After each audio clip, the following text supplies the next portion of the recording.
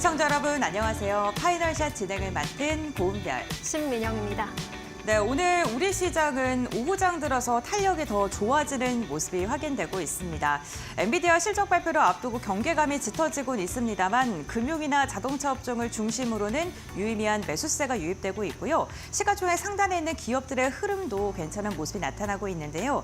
다만 오늘도 외국인의 수급은 아쉬운 모습이 확인되고 있습니다. 네, 내일 나올 엔비디아의 실적이 새로운 상승의 트리거가 돼줄 수 있을지 주시해 보셔야 할 것 같습니다. 여전히 시장에는 주도주가 부재한 가운데 가는 종목들만 가는 테마성 장세도 이어지고 있는데요. 이 와중에 비트코인의 가격은 1억 3,100만 달러를 경신하면서 최고치를 다시 쓰고 있습니다. 이러한 상황 속에서 최선의 전략은 무엇일지 저희와 함께 고민해 보시죠. 네, 오늘도 준비했습니다. 시장 마감을 위한 한방. 지금 출발할게요. 파이널샷.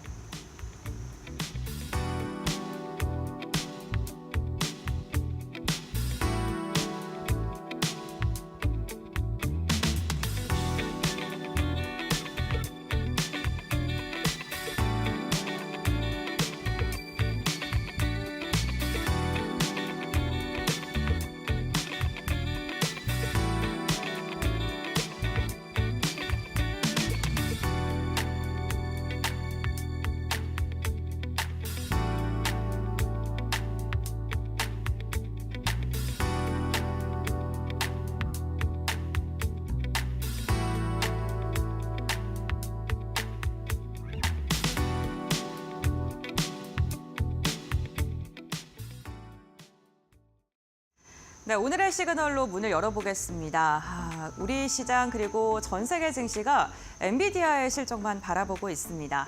내일 우리 시간으로 오전 6시 엔비디아가 실적을 발표할 예정인데요. 어제 지금 지정학적 불확실성이 확산된다는 그러한 우려감 속에 빅스 지수가 개장 전만 하더라도 고공행진했습니다. 이로 인해서 미증시가 다소 조정을 받진 않을까라는 우려를 어제 밤에 했었는데 이 시장은 지정학적 불확실성보다는 엔비디아 실적에 대한 기대감이 더 크게 작용하고 있는 것으로 보입니다. 우선 러시아가 핵교리를 개정했다라는 소식이 전해지면서 핵 보유국이 지원하는 비핵 보유국까지 공격할 가능성을 열어뒀습니다. 그런데 우크라이나가 러시아에 미국의 미사일을 사용한 것으로 확인이 되면서 이로 인해 지정학적 리스크가 더 확산되는 모습이 확인이 됐었는데요. 이런 확전 일로 상황 속에서도 이제는 러시아와 우크라이나의 지정학적 이슈는 시장에서 많이 익숙해졌고 둔감해진 모습입니다. 시장은 엔비디아에 집중하고 있습니다. 엔비디아는 실적에 대한 기대감 속에 간밤 미증시에서 급등을 했고요. 결국에는 시가총액 1위를 다시금 탈환하는 데 성공을 했습니다. 지금 시장에서 매출 전망치를 확인해 보면요. 지난해보다 매출액은 83%가량 증가할 것으로 확인되고 있고요. 주당 순이익 같은 경우에는 75센트를 기록할 것으로 기대되고 있습니다. 그런데 실적보다 더 중요한 게 있죠. 바로 블랙엘과 관련된 언급일 듯합니다. 시장은 실적이 발표가 된 뒤에 컨퍼런스 콜에서 진행되는 젠슨 황의 입에 집중할 것으로 보이는데요. 엔비디아 시장의 규모가 당연히 클 것이다라는 이야기는 많이 들으셨을 겁니다. 하지만 시장은 블랙엘이 도대체 언제 출시될 것이냐, 그리고 더 이상 지연되지 않느냐 그 부분에 대해서 집중할 것으로 보입니다. 다음 장을 통해 확인해 보시죠. 네, 블랙엘 효과는 언제쯤 진행이 될까요? 우선 블랙엘은요, 디인포메이션의 발열 문제가 보도된 이후에 지속적인 의문이 제기되고 있는 상황입니다. 순조롭게 진행될 것이다라는 긍정적인 방향, 지금 젠슨왕의 입장도 그러한 상황인데요. 아니다, 공급까지는 최소 반년 이상이 걸릴 것이다. 그렇기 때문에 블랙엘이 실적에 적용되는 기간은 앞으로 더 두고 봐야 된다라는 부정적인 경계감이 실린 의견이 팽팽하게 맞서고 있는 상황입니다.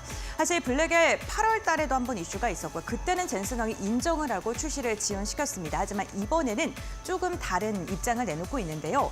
만약에 최악의 가정에서 출시가 지연되게 된다면 차세대 HBM 공급에 당연히 영향을 미칠 수밖에 없고요. 우리 시장 특히나 SK하이닉스를 중심으로 해서도 공급 영향에 부정적일 수밖에 없습니다.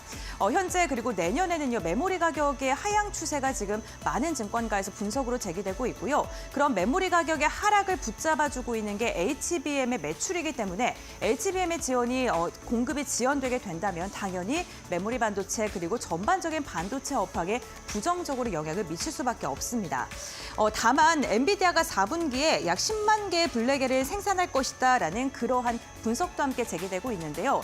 10만 개 많은 양처럼 보이지만 시장이 예상하는 거에 가장 낮은 수준이기도 합니다. 그런데 이 10만 개만 만약에 풀리게 되더라도 엔비디아는 적극적으로 매수할 만하다라는 이야기가 나오고 있습니다. 그만큼 블랙엘의 시장 가치를 증권가에서는 굉장히 높게 보고 있는 거겠죠. 우리나라가 주목할 수밖에 없는 게요. 바로 엔비디아의 SK 하이닉스의 HBM3E가 납품되기 때문입니다. 그렇다면 블랙엘에는 과연 몇 개의 HBM3E가 들어가게 될까요? 총 8개가 하나에 탑재가 되게 되는데요. B100이나 B200 같은 경우에는 8단이 8개 들어가고요. 울트라 같은 경우에는 12단이 8개 들어갑니다. 그러니까 블랙엘 한 개만 계약을 체결하게 되더라도 SK 하이닉스는 8개의 HBM3E를 납품하게 되는 거고요. 그렇기 때문에 고부가 가치의 HBM의 실적이 잘 잡힐 수밖에 없는 거겠죠. CNBC에서는 이렇게 보도했습니다. 엔비디아의 실적 발표에 대해서요. FOMC보다 그리고 고용보다도 더 중요한 발표다. 그만큼 세계에서는 엔비디아 실적 발표를 주목하고 있습니다. 다음 장 함께 확인해 보겠습니다. 우리 시장은 그럼 과연 반등할 수 있을까요? 엔비디아가 실적을 발표하고 그리고 또 블랙엘에 대해 긍정적인 시그널을 이야기하더라도 최근 삼성전자의 흐름이 부진하다 보니까 시장 전체를 견인할 만큼의 그러한 모멘텀으로 작용할 수 있을지 많은 분들께서는 걱정하고 주목하고 계실 것 같습니다. 우선 그렇다면 우리 시장의 발목을 잡고 있는 요인들이 어떤 게 있는지 세 가지를 추려보자면요. 트럼프 2.0의 집권이 다가오면서 통상마찰 리스크에 대한 우려감이 시장을 붙잡고 있고요. 내수가 너무 안 좋다 보니까 수출에 의존을 하고 있는데 그 수출조차 안 좋을 것이다라는 부담감이 시장을 지금 하락으로 이끌고 있습니다. 이와 함께 중국의 과잉 생산과 저가 수출 정책으로 인해서 가격 경쟁력에서 우리나라가 밀릴 수 있다라는 우려가 나오고 있는 거고요. 가장 큰 거는 삼성전자 기술력의 의구심이 아직도 지속되고 있는 거겠죠. 다만 코스피 차트를요. 삼성전자를 제외하고 보게 된다면 우리 시장 그래도 하단을 잘 지지해주고 있는 모습이 나타나고 있습니다. 현재 구간 PBR이 0.85배까지 하락을 했습니다. 그런데 어떻게 보면요. 많이 하락했기 때문에 이제는 하단보다는 상단으로 더 열려 있다라고 볼 수 있을 것 같습니다. 또 긍정적인 시그널을 하나 보자면요. 머니마켓 펀드, MMF의 설정액이 200조를 넘어선 것으로 확인되고 있습니다. 기존 직전월과 비교했을 때 22조가량이 늘어났는데 증시를 관망하고 경계하는 시선이 더 크다 이렇게 해석을 해볼 수도 있겠습니다만 시장의 상승 트리거만 발동이 된다면 지금 증시 대기 자금이 우리 시장으로 유입될 가능성이 크다라고 볼 수도 있겠죠. 시장이 탄력을 받게 된다면 그 탄력을 더해주는 그러한 자금으로 작용할 수 있을 것 같습니다. 또한 외국인의 지분율이 유가증권 시장에서 지금 최저점을 기록하고 있는 상황인데요. 그럼에도 불구하고 섹터의 움직임은 조금 다릅니다. 기계 같은 경우에는 8주 연속 순매수를 기록하고 있고요. 운수는 6주째, 그리고 유틸리티 같은 경우에도 4주 연속 매수세가 들어오고 있습니다. 그렇기 때문에 이러한 전반적인 걸 보게 된다면 우리 시장 지금 하단을 잘 지지해주고 있고요. 앞으로 트리거 하나만 발동되게 된다면 상승으로의 가능성이 더 넓게 열려 있다라고 긍정적인 시그널을 해석해 볼 수 있을 것 같습니다. 올해 그러니까 트럼프 2.0이 확실히 내각이 구성되기 전까지는 마진 보호력이 높은 내수 그리고 배당 관련된 기업을 중심으로 겨울철을 잘 나셔야 될 것 같고요. 내년부터는 수출 종목을 중심으로 해서 포트폴리오를 다변해보는 것도 좋을 것 같습니다. 이렇게 오늘의 시그널 마무리하도록 하고요. 종목별 시그널 이어서 확인해 보겠습니다. 네, 오늘 종목으로는 어떤 헤드라인들이 장식하고 있을지 종목 시그널 통해서 살펴보도록 하겠습니다. 첫 번째 시그널부터 열어보도록 할게요.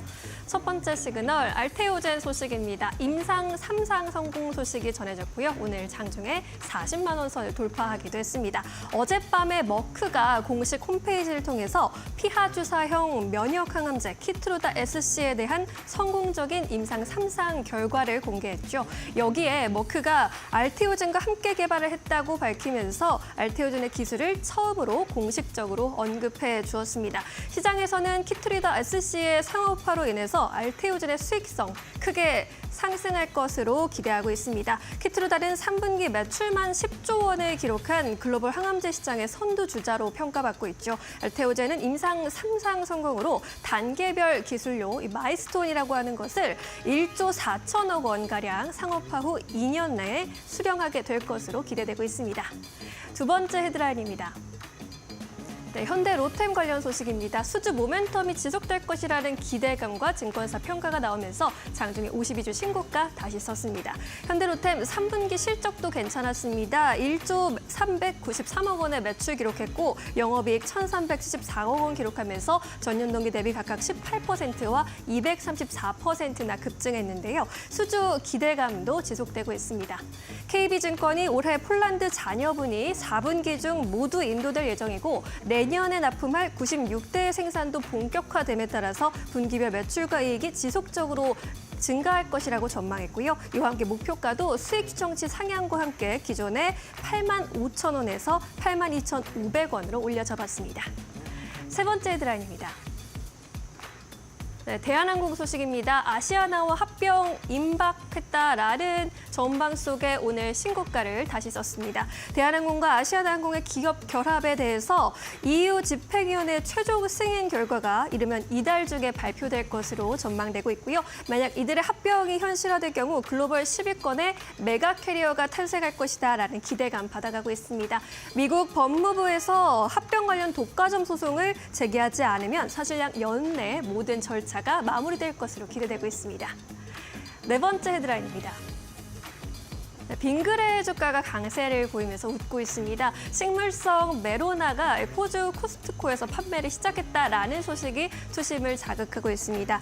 식물성 메로나는 기존의 메로나 아이스크림의 유성분을 식물성 원료로 대체하면서 기존의 맛은 유지한 수출 전용 식품인데요. 식물성 메로나는 코스트코 외에도 호주 1위의 마트인 울워스와 4위 마트인 IGA에서도 판매하고 있습니다. 다음 달부터는 2위 마트인 콜스에서도 식물성 메로나를 판매할 예정이라고 밝히면서 오늘 주가도 상승세 기록하고 있습니다. 이렇게 네 가지 헤드라인 함께 살펴보셨습니다. 네, 이번에는 전문가 전화 연결 통해서 조금 더 자세한 이야기 나눠보도록 하겠습니다. 메리츠증권 강남금융센터로 가볼게요. 김경국 과장 연결합니다. 안녕하세요. 네, 안녕하세요. 네, 오늘 종목 시그널 네 가지 중에서 빙그레 소식 꼽아주셨습니다. 빙그레 상승세 어떻게 보고 계실까요? 일단 오늘 빙그레는 호주의 코스트코 입점 소식에 강세를 보이고 있습니다.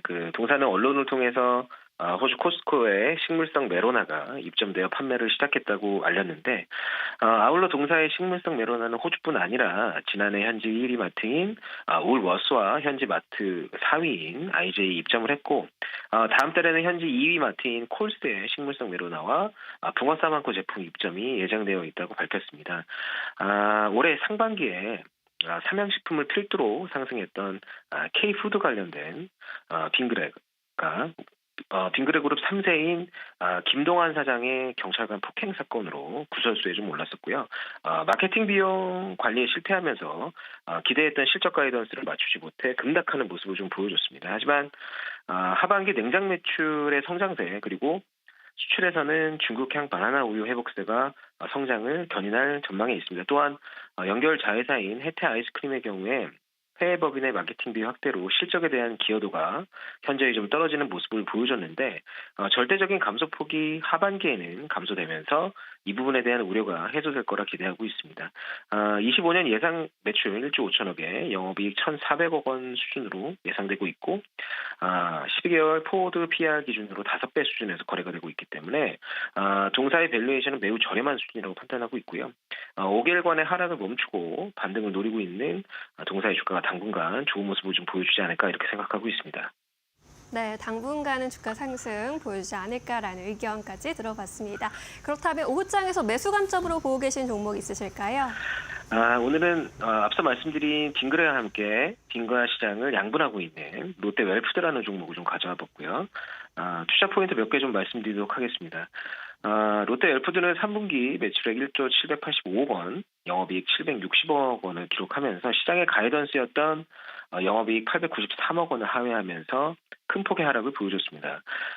실적 내용을 세부적으로 살펴봐도 건과 빙가 성장이 저하되는 모습 보여줬고 카자흐스탄과 인도 빈가 매출이 역성장하는 모습을 보여주면서 주가에 이 부분이 반영된 것으로 보이고 있고요. 마지막으로 카카오 원가 부담 영향에 따른 수익성 악화가 3분기 실적 저하의 주된 요인이었습니다. 하지만 이런 리스크 요인이었던 카카오 원가 부담은 24년 3분기를 정점으로 점차 약화될 전망이 있고 실제로 카카오 시세가 24년 4월을 피크로 안정화되고 있는 점은 글로벌 사업의 경우 일부 가격 인상이 24년에 있었는데 25년에도 가격 조정 가능성이 높기 때문에 이 부분에 대한 우려는 좀 해소가 되지 않을까 그렇게 기대하고 있고요. 현재 주가가 많이 하락해 있는 만큼 시장에서는 올해보다는 내년에 대한 기대가 어떠한지 관심이 좀 많을 텐데 25년 예상 매출액은 4조 2,537억 원, 영업이익은 2,376억 원으로 국내의 경우 수익성 개선 기조가 이어질 것으로 보이고 있고요. 해외의 경우에는 시설 투자 그리고 브랜드 빌딩을 통해서 보폭을 좀 확보해 나갈 거라 기대하고 있습니다. 특히 인도에서는 내년 푸네 지역의 신공장 가동을 앞두고 있고 건가 브랜드 빼빼로는 글로벌 브랜드로 육성하고자 하는 유진수와 마케팅 전략을 진행 중에 있습니다. 특히 인도 시장에 거는 기대가 큰데 올해는 그 태풍 영향으로 빈가 매출 성장이 좀 저조했는데 지난 5년간 빈과 건가 모두 두 자릿수 성장을 인도 시장에서 견인했다는 점을 감안해 보면 내년에 캐파가 2배로 증가하는 25년 가동될 푸네 신공장 효과를 내년에는 톡톡히 누릴 거라 판단하고 있고요. 국내는 수익성 개선 그리고 해외는 매출 확대 전략을 유지하고 있는 동사가 단기 급락해서 밸류에이션 12개월 포워드 기준으로 PER 7배 수준에서 거래가 되고 있어서 현재 가격은 메리트가 충분히 있는 수준이라 판단하고 있습니다. 매수가는 현재가, 목표가는 15만 원으로 잡아드리고요. 손절 라인 10만 원 제시해드리도록 하겠습니다. 네, 잘 알겠습니다. 오늘도 자세한 설명 고맙습니다. 네, 감사합니다. 네, 이어서 외국인과 기관의 시선은 어떤 종목들로 향하고 있을까요? 고은별 앵커와 함께 확인해 보시죠. 네, 외국인과 기관의 수급 동향 함께 살펴보겠습니다. 오늘 외국인 현선물 시장에서 일제히 매도 우위가 나타나고 있는데요. 이 가운데서도 오늘 금융주를 향해서는 매수를 선택하고 있습니다. 내일부터 정부가 밸류업 펀드에 2천억 원가량을 투자하고 추가적으로 3천억 원가량의 금액을 더 투자한다라는 투자 재원 마련 소식이 들려오고 있습니다. 이 같은 기대감 속에 KB금융 그리고 신한지주와 같은 금융주를 향해서 매수를 선택했고요. 완성차 그리고 자동차 부품주를 향해서도 외국인의 러브콜이 이어집니다. 현대모비스가 창사 이래 처음으로 인베스팅 데이를 열고요. 글로벌 부품 톱3가 되겠다라는 포부를 밝히기도 했습니다. 현대차 그룹의 몸집이 점점 더 커지고 있다는 게 여실히 느껴지는데요. 외국인 역시나 매수를 선택했습니다. 이와 반대로 오늘 반도체 관련 기업을 향해서는 매도를 선택하고 있는 상황이고요. 삼성바이오로직스 긍정적인 모멘텀, 유럽과 CMO에 대한 계약 체결 소식이 전해졌음에도 불구하고 오늘 외국인은 매도를 선택했습니다. 코스닥도 함께 확인해 보시죠. 네, 코스닥 시장에서는 펩트론을 가장 많이 매수하고 있습니다. 중국에서 위고비 시판 허가에 대한 소식이 전해지면서 다시금 비만약에 대한 관심도가 커지고 있고요. 아스트라제네카의 계약 소식 전해진 루닉 같은 경우에도 오늘 꾸준하게 외국인의 매수세가 유입되고 있습니다. 보로너의 파마리서치 휴제 그러니까 지금 미용과 관련된 바이오 관련 기업을 중심으로는 외국인의 매수세가 유입이 되고 있습니다. 다만 알테오젠을 향해서는 외국인의 매도세가 눈에 띄는데요. 이슈 체크 함께 해보시죠. 네, 알테오젠 오늘 외국인과 기관의 쌍끌이 매도세가 나오고 있습니다. 긍정적인 이슈가 오늘 오전장에 흘러나왔습니다. 키트루다 SC에 대한 임상 3상에 대해서 유의미한 성과를 거뒀다라는 소식이 전해졌는데요. 피하 제형으로 이 정맥 주사를 제형을 변경하는 데 성공을 한 것입니다. 병용요법에서도 유의미한 성과를 거두면서 이에 대한 기대감 속에 매수세가 오전장에는 강하게 나왔고요. 2년 사이 1조가 넘는 마일스톤 수령에 대한 기대감까지 나오고 있습니다. 그렇다면 현재 구간에는 어떠한 흐름 보여줄까요? 오늘 개장하고 나서는 40만 원 선도 터치했던 알테오젠이었습니다. 다만 외국인과 기관의 쌍끌이 매도세가 나오면서 윗꼬리를 달면서 상승폭을 대부분 반납했고요. 현재 구간에는 1.2%가량의 오름세에 그치고 있습니다.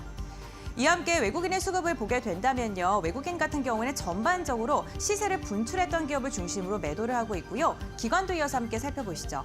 네, 기관 같은 경우 SK이노베이션을 가장 많이 담고 있는 상황입니다. 유가가 급등하면서 이런 불확실성이 커질 때 SK이노베이션도 함께 오르는 경향이 있죠. 기관 3거래일째 담아내고 있고요. 외국인과 마찬가지로 KB금융 기관의 매수세 유입되고 있습니다. 이수페타시스는 이번 주에 신저가를 기록했는데 이 변동성이 있을 때 기관은 오히려 저가 매수를 선택했고요. 외국인과 마찬가지로 반도체 기업들 덜고 있고 한컴 라이프케어에 대해서 매도세가 차익 실현을 좀 출회한 것으로 확인되고 있습니다. 이 종목 같은 경우에는 전일 시간외에서 상한가에 기록을 했습니다. 방독면 같은 거를 만드는 기업이고요. 핵 관련 이슈가 있을 때 주가에 강한 상승이 나오는데 오늘 변동성 구간을 기관을 활용한 것으로 보입니다. 다음은 코스닥 함께 살펴보시죠. 네, 코스닥에서는 엔터주 강하게 담고 있습니다. 이와 함께 조선 기자재주, 성강밴드 그리고 동선 화인텍에 대해서도 러브콜이 이어진다는 게 특징적이고요. 매도세가 나타나는 기업들을 보게 된다면 제약바이오 기업을 중심으로 매도 물량을 출회하고 있습니다. 오늘 새롭게 입성한 위치에 대해서도 외국인과 기관의 쌍끌이 매도세가 나오고 있는데요. 이슈와 함께 확인해 보시죠. 최근 IPO 시장이 꽁꽁 얼어붙었었습니다. 그런데 이에 활력을 불어넣을 만한 종목이 오늘 새롭게 입성을 했습니다. 우선 무선 충전과 관련돼서 솔루션을 공급하는 업체인 위치가 시장에 입성하면서 장중에 200%가 넘는 상승력이 나타났는데요. 기관 투자자 수요 예측도 무난하게 흘러갔고요. 지금 시장에서 주목을 받고 있는 이유는 최대 주주의 지분율이 굉장히 크다는 겁니다. 그렇기 때문에 오버행 이슈, 어쨌든 시장에 입성하게 된다면 물량을 토해내려는 오버행에 대한 부담감이 항상 따라오기 마련인데 그런 우려가 굉장히 약한 것으로 확인되면서 매수세가 강하게 들어오고 있습니다. 이 시각 흐름 함께 확인해 보시죠. 네, 지금 위치 같은 경우에는 200% 이상의 강한 상승 나오다가 현재 구간에도 159%의 오름세가 확인이 되고 있습니다. 다만 개인만 나홀로 강하게 매수하고 있고요. 외국인과 기관 같은 경우 오늘 차익 매도에 나섰다는 점 참고하시면서 대응해 보셔야 될 것 같습니다. 이렇게 수급 상황까지 확인해 봤습니다. 네, 이번에는 우리 시장을 움직이고 있는 특징주들 흐름 함께 점검해 보도록 하겠습니다. GC인포 박근호 이사와 함께 하겠습니다. 안녕하세요. 안녕하십니까. 네, 오늘도 세 가지 종목 준비해 주셨네요. 첫 번째 종목부터 열어볼게요. CJ제일제당입니다. 바이오 사업 부분 매각한다라는 보도가 어제 나왔고 이 소식으로 인해서 2거래일 연속 급등세입니다. 관련주 내에서는 CJ 바이오사이언스가 오늘도 연속으로 상한가 보이고 있는데 이 바이오 사업 매각 호재를 어느 정도로 바라봐야 되는 걸까요? 시가총액 지금 현재 4조 원대인데 4조 원 초반이죠. CJ제일제당이. 근데 매각이 한 4조에서 5조 정도 잡고 있다라고 하니까 상당히 네. 좋은 거긴 한데 이 좀 약간 재미있는 얘기를 좀 제가 해드릴까요? 네. 돼지고기 좋아하세요? 돼지고기 네네. 좋아하죠. 우리 중국집 가면 요리시키면 소고기 별로 없고 돼지고기들이 굉장히 많잖아요. 돼지고기, 닭고기. 근데 중국 사람들이 돼지고기를 많이 먹어야지 CJ제일제당이 좋아집니다. 아, 그래요? 네, 근데 지금 그게 무슨 얘기냐면 네. 이제 CJ제일제당이랑 이제 대상도 마찬가지긴 한데 이 라이신이라는 물질을 만들어요. 그래서 중국 쪽으로 많이 수출을 하는데 그 라이신이 어디 쓰이냐면 돼지들 사료에 많이 쓰입니다. 네. 그래서 중국 사람들이 이제 돼지를 많이 먹어야 좋아지는데 이게 좀 약간 안 좋아졌어요. 이게 일단 지금 이제 우리가 이제 마트 같은 데 가보면은 호주산 소고기가 예전보다 굉장히 많이 비싸져 있거든요. 근데 중국 사람들이 이제 돼지고기를 안 먹고 이제 소고기를 먹기 시작하고 고량주를 먹다가 이제 와인을 마시니까 이제 와인이 비싸지고 그런 건데 오늘 기사에 보면 그린 에너지, 그린 바이오라고 굉장히 좀 많이 나왔을 거예요. 그린 바이오가 뭐지?라고 생각하실 수도 있는데 보통 바이오는 꼭 이렇게 나누지는 않습니다만 그린 바이오, 화이트 바이오, 레드 바이오 이렇게 나누거든요. 근데 그린 바이오는 이제 농축산과 관련된 바이오 산업을 이제 그린 바이오라고 하고 화이트 바이오는 이제 무슨 석유화학 물질 같은 걸로 신소재를 만들 때 그걸 이제 화이트 바이오라고 합니다. 그리고 레드 바이오는 우리가 흔히 얘기하는 이제 신약을 만드는 걸 레드 바이오라고 하는데 CJ제일제당이 이제 레드 바이오, 화이트 바이오는 남겨놓겠다라고 얘기를 했죠. 그래서 이제 CJ 바이오사이언스가 이 현상을 이제 가고 있는 상황이고요. 중요한 것은 이제 이런 것들을 어디다 쓰느냐. 이제 사실 굉장히 큰 금액이고 사실 이게 성사가 될지는 아직 모르긴 하겠습니다만은 지금 주간사까지 그 오피셜로 언론에 나온 마당에 CJ제일제당은 아직까지도 아직 확정된 게 없다라고 얘기를 하고 있죠. 과거에 이제 2018년도에 CJ 헬스케어를 지금 현재 한국콜마에 매각을 해서 그 부분들이 상당히 퍼포먼스를 냈는데 그때 매각했을 때 미국 기업을 하나 인수를 했는데 슈안스 컴퍼니라고 우리가 보통 뭐 예전에 이제 슈안스 컴퍼니 같은 경우는 아이스크림을 좀 만들고 그다음에 냉동 피자를 많이 만들었던 기업인데 뭘로 유명해졌냐면 우리 보통 그 TV 같은 데서 그 요리 경연대회 하면은 거기서 이제 우승한 요리 같은 게 이제 편의점에 출시를 하잖아요. 네. 그것과 비슷한 걸 했었어요. 2010년도쯤에 슈안스 컴퍼니가 그래서 굉장히 좀 약간 부각이 됐던 기업인데 일단 잠깐 차트를 잠깐 보면서 일단 흐름을 한번 좀 알아보도록 하겠습니다. 아무튼 이번에 그 매각을 성사된다라고 하면 그 돈은 이제 인수합병에 쓰겠다라는 걸로 알려져 있는데 어떤 기업을 인수를 할지는 아직은 뭐 예상치가 없고요. 가장 중요한 것은 지금 현재 사실 CJ 제일제당 같은 경우는 그 가격 자체가 코로나 때 가격밖에 지금 안 되는 상황이거든요. 그래서 굉장히 좀 저평가라고 얘기도 하긴 하는데 작년보다 이제 작년의 실적이 막 이렇게 들쭉날쭉한 기업은 아니고 사업 구조상 계속적으로 좀 약간 평이하다가 작년에 실적이 좀 안 좋았었죠. 그러다가 올해 이제 좋아져서 주가가 좀 반등을 하다가 이제 시장이 안 좋아져서 지금 주가가 많이 내려와 있는 상황인데 가장 중요한 건 이제 기관 수급이에요. CJ 제일제당 투자를 하신 분들은 외국인 수급을 볼 필요가 없습니다. 기관 수급만 보시면 돼요. 이제 화면에서 이제 파란색 선인데 파란색 선의 기관 수급의 고점, 그 다음에 CJ 제일제당의 단기 고점, 기관 수급의 최저점, CJ 제일제당의 단기 저점, 그 다음에 기관 수급의 고점, CJ 제일제당의 고점. 이게 이제 정확히 들어맞거든요. 외국인 수급보다도 기관 수급에 의해서 움직이는 종목이기 때문에 최근에 기관 수급이 이제 매도가 다 나오고 매수 쪽으로 전환이 된 게 보이시죠? 파란색 선입니다.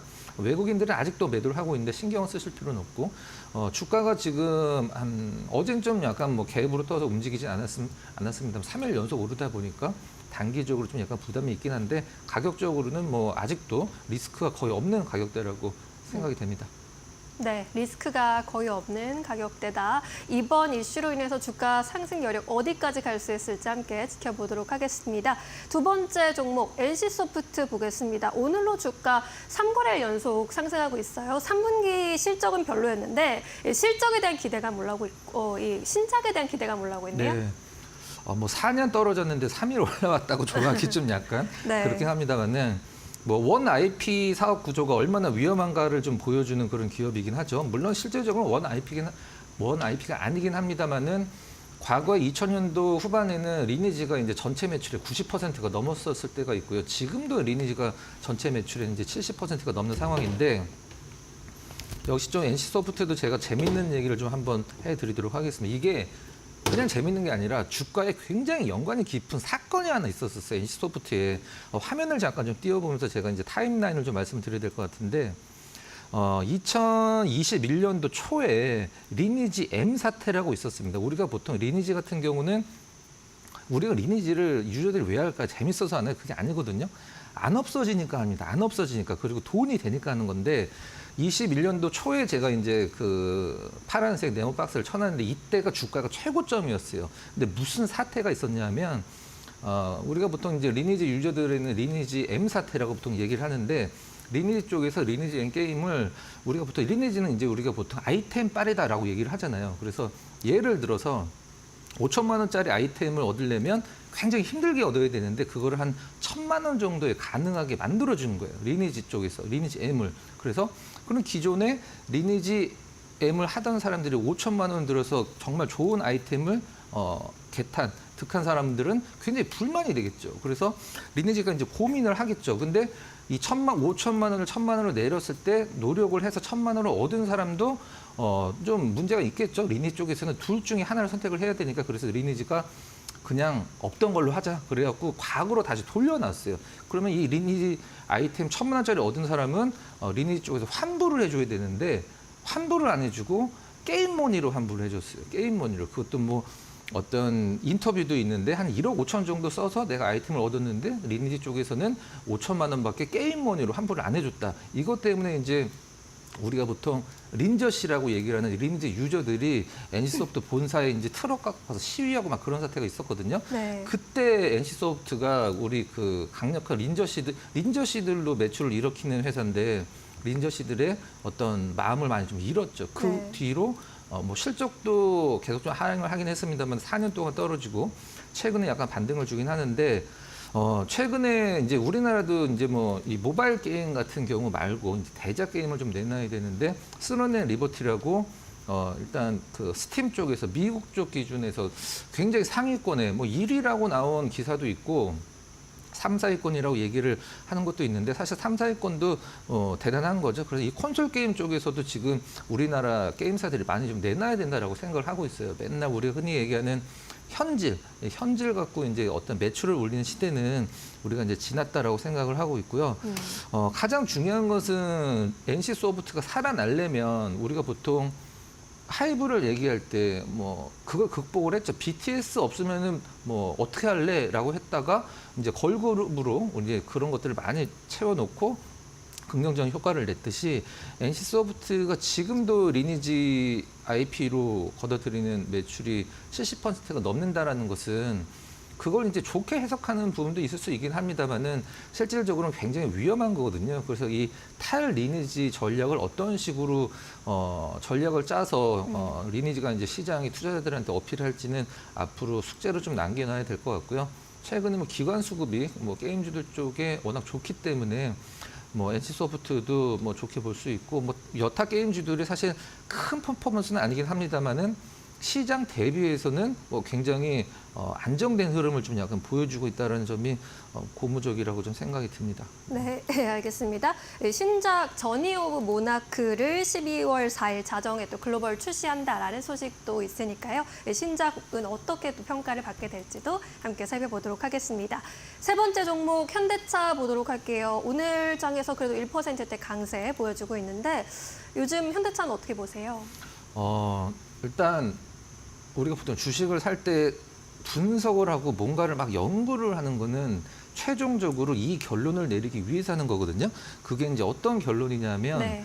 이 기업이 지금 싼가 비싼가를 그 결론을 내리기 위해서 모든 분석을 하는 겁니다. 그래서 싸면은 사는 거고 비싸면 안 사는 건데 현대자동차가 지금 저는 우리나라 기업들 중에 일단 뭐 시가총액 상위 종목들 중에서는 제일 싼 주식이라고 생각이 듭니다.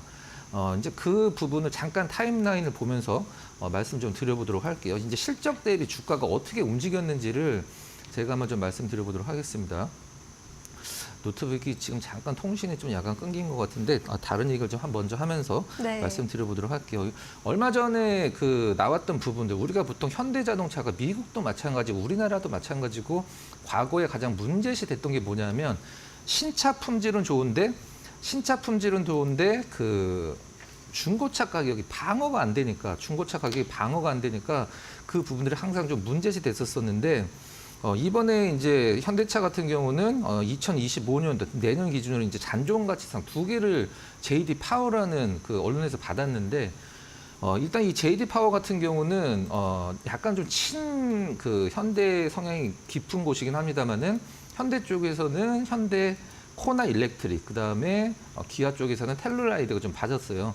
이 잔존가치상이라는 게 뭐냐면, 이 자동차는 사서 타시다가 한 3년, 5년 뒤에 중고차로 팔아도 굉장히 감가상각이 좀 적습니다. 라는 얘기인데 그 상을 받았다라는 것은 이제 현대자동차가 신차 품질이 아니라 이제 내구 품질까지 굉장히 좋아졌다는 뜻이 될 것 같고 이번에 이제 그 현대자동차뿐만이 아니라 우리나라의 모든 미국 쪽으로의 수출 물품들을 봤을 때 이제 트럼프의 보편 관세가 굉장히 문제가 되고 있는 상황인데 이 부분들이 이제 현대자동차에 미치는 영향이 어떻게 될까? 그 다음에 보편 관세, 그 다음에 전기차 보조금, 전기차 보조금 때문에 보조금 폐지를 하겠다는 얘기 때문에 이제 전기차 관련주들이 시장에서 급락이 나왔을 때. 현대차 주가를 보면은 여러분들 아마 다 기억을 하실 것 같아요. 현대차 주가 오히려 굉장히 좋았거든요. 그러니까 시장에서는 이 전기차 보조금 폐지 내지는 축소가 현대차에 미치는 영향이 크지 않을 거다라는 내용인데 이건 저는 사실 뭐 굉장히 당연한 얘기라고 생각을 합니다. 왜 그러냐면 네. 현대차 기준에서 지금 전기 자동차에 이제 현대자동차가 1000대를 팔면 그 안에 전기차를 몇 대를 팔까라고 생각을 해보면 사실 그거에 대한 답은 나와 있거든요. 아직은 1000대를 팔았을 때 100대 조금 더 전기차 비중이 그 정도밖에 안 돼요. 근데 네. 자동차 회사 입장에서 제가 항상 전기차가 나왔을 때 항상 말씀드리는 게 뭐냐면 완성차 업체에서는 전기차를 만들기 싫어합니다. 그 누구도 전기차를 만들기 싫어해요. 근데 배출가스 규제, 그다음에 뭐 이런 전기차 의무화 이런 것 때문에 만들긴 하는 건데 일단 제가 지난 시간에 좀 약간 잘못 말씀드린 부분이 있는데 현대차가 전기차 한 대 팔아서 970만 원 남는다고 말씀드렸는데 달러거든요. 현대차는 지금 평균적으로 전기차를 팔아서 970달러를 남기고 테슬라는 한 9,700달러 정도를 남기는데 일단 전기차 폐지를 보조금을 폐지를 하면 전기차 구매자 입장에서는 굳이 내가 무리를 해서 전기차를 살 필요는 없다라고 생각을 할 것 같아요. 저 같으면 그러면은 반대로 내연기관차를 사겠죠. 그러면 미국에서 현대 자동차도 내연기관차가 굉장히 잘 팔리는 상황인데 내연기관차는 뭐 팔 때도 돈이 많이 남지만 AS나 이런 부품들을 나중에 이제 애프터 마켓에서 계속적으로 팔기 때문에 그 부분들이 이제 수익적으로 더 많이 남는 상황이고요. 트럼프는 이제 당선자죠. 지금 당선자가 이제 또 이런 얘기를 했습니다. 멕시코에서 넘어오는 자동차들한테는 관세를 100% 부과를 하겠다라고 얘기를 했어요. 근데 우리가 보통 뭐 멕시코, 캐나다, 미국 바로 옆에 있는 나라들은 사실 실질적으로 사이가 그렇게 나쁘진 않은데 우리가 그거를 USMCA 협정이라고 하거든요. USMCA, US, 미국, M, 멕시코, CA, 캐나다 협정인데 그걸 이제 아예 파기를 하거나 재조정하겠다는 뜻인데 목표는 이제 멕시코가 목표가 아니라 멕시코에 있는 그 중국 자동차 기업들이 이제 목표가 되는 것 같은데 이것과 관련돼서는 현대 자동차가 그렇게 큰 타격은 없겠지만 기아 자동차 같은 그룹사 내에 있는 기아 자동차가 좀 약간 타격이 좀 있을 걸로 예상이 됩니다. 이제 기아 자동차는 멕시코에 공장이 큰 게 하나 좀 있죠. 이 부분들을 시장에서 이제 우려를 하고 있는데 저는 왜 이제 그 현대 자동차가 가장 지금 우리나라 대기업 중에서 저평가를 받고 있나라고 이제 말씀을 드렸냐면 네. 잠깐 차트를 잠깐 보면서 과거의 현대 자동차의 주가와 타임라인을 보면서 한번 말씀드려보도록 할게요. 화면 한번 좀 잡아주시면 제가 이제 첫 번째 네모칸을 한번 그려보도록 하겠습니다. 이때가 이제 현대 자동차가 한 2년, 3년 연속 오르면서 실적이 굉장히 좋아졌을 때예요. 이때가 영업이익이 한 5조 원 정도 나왔을 때입니다. 5조 원 정도. 그다음에 2018년도, 2019년도, 20년도 이게 3개년 동안 영업이익이 2조, 3조 굉장히 안 좋았어요. 그 다음에 약간 성장을 했고 지금은 이제 작년 기준으로 2023년도 기준으로 영업이익이 15조가 나왔거든요. 뭐 올해도 약간 거의 비슷하게 나올 것 같아요. 근데 지금 주가가 예전에 현대자동차가 5조 원 영업이익을 냈을 때보다 냈을 때 거의 같은 수준이거든요. 물론 뭐 과거에 고평가였을 수도 있고 지금 저평가일 수도 있긴 합니다만은 시장에서 이렇게 드라마틱하게 어떤 성장을 하고 있는 기업이 주가가 한 뭐 14년, 5년 전 주가가 똑같다. 요거는 이제 물론 주식이라는 게 이렇게 숫자가 뭐 과거에 1조 원 정도 벌던 기업이 지금 5년 뒤에 5조 원 벌었으면은 주가가 뭐 최소한 뭐 5배, 10배는 올라가야 되는 거 아니냐. 사실 그거는 뭐 맞긴 한데 이런 수치들이 주가에 적용이 안 되는 게 사실 주식이 가장 어려운 점이거든요.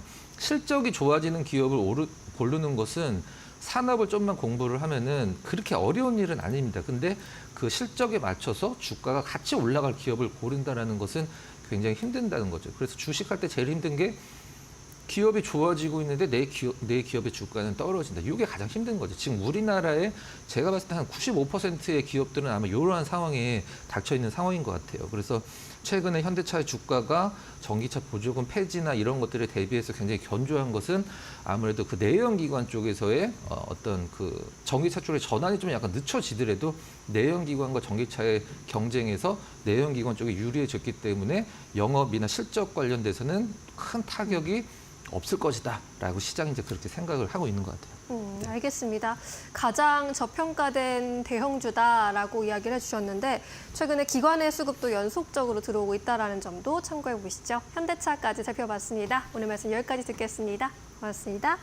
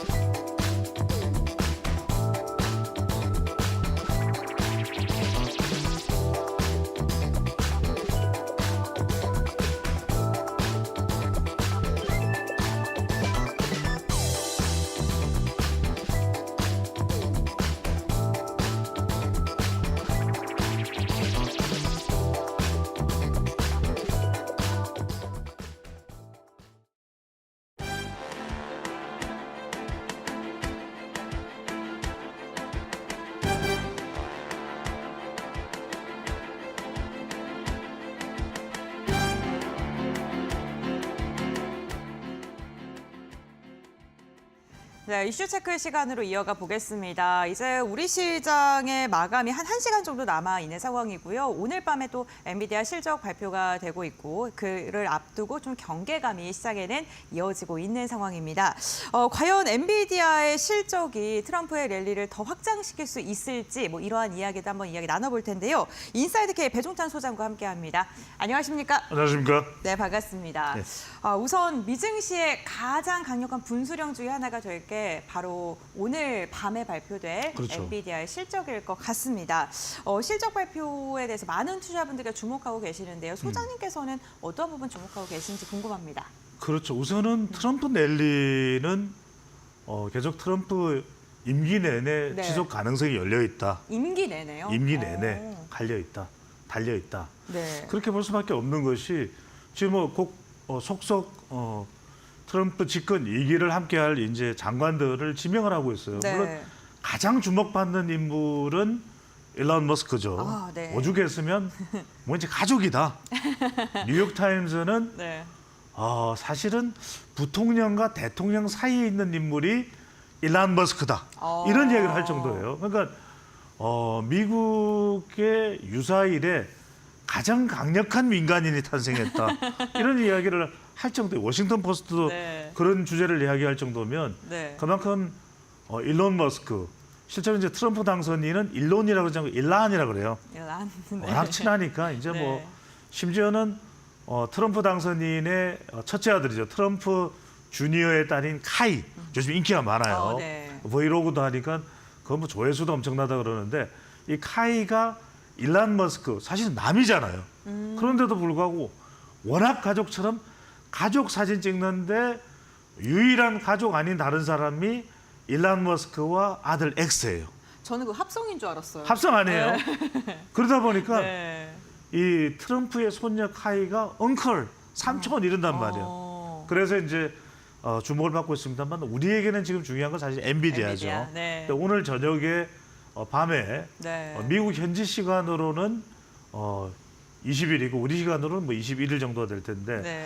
발표가 되고 나면 사실 이 실적이 나쁘지는 않을 거예요. 나쁠 까닭은 없죠. 지금 네. 블랙웰도 미국 내에서 1년치가 완판이 됐고 그리고 사실은 뭐 지금 엔비디아만큼이나 주목받고 있는 기업도 없죠. 시총도 1위고 애플도 제쳤고 근데 이제 뭐 정시나 필라델피아 지수에 영향을 줄 겁니다. 하지만 엔비디아와 여러분들이 잘 아시는 것 트럼프 랠리는 별개다. 이런 부분에 여러분들이 주목을 하실 필요가 있는 것이 트럼프 당선인의 관심이 AI 반도체 쪽에 가 있는 건 아니에요. 근데 앞으로 미국의 빅테크나 빅7이나 매그니피센트 7이든 테슬라의 머스크를 생각하더라도 AI 반도체를 절대 무시는 할 수는 없습니다. 이건 이제 그렇죠. 미국의 반도체 경쟁력이기도 하고요. 미중 충돌 사이의 핵심 산업은 역시 반도체가 될 수밖에 없기 때문에 자 그렇다면 적어도 반도체의 희망이 완전히 끊기지는 않는다. 당장은 지금 우리 정시도 주춤주춤하고 뭐 삼성전자 위기설도 나왔다가 지금 뭐 올랐다가 또 지금 주춤주춤 하잖아요. 네. 그러니까 여러분들이 삼성전자에 대해서는 잠시 뒤에 말씀드리겠습니다만 결국은 오늘 나오는 실적은 좋을 것이다. 하지만 이걸 아셔야 돼요.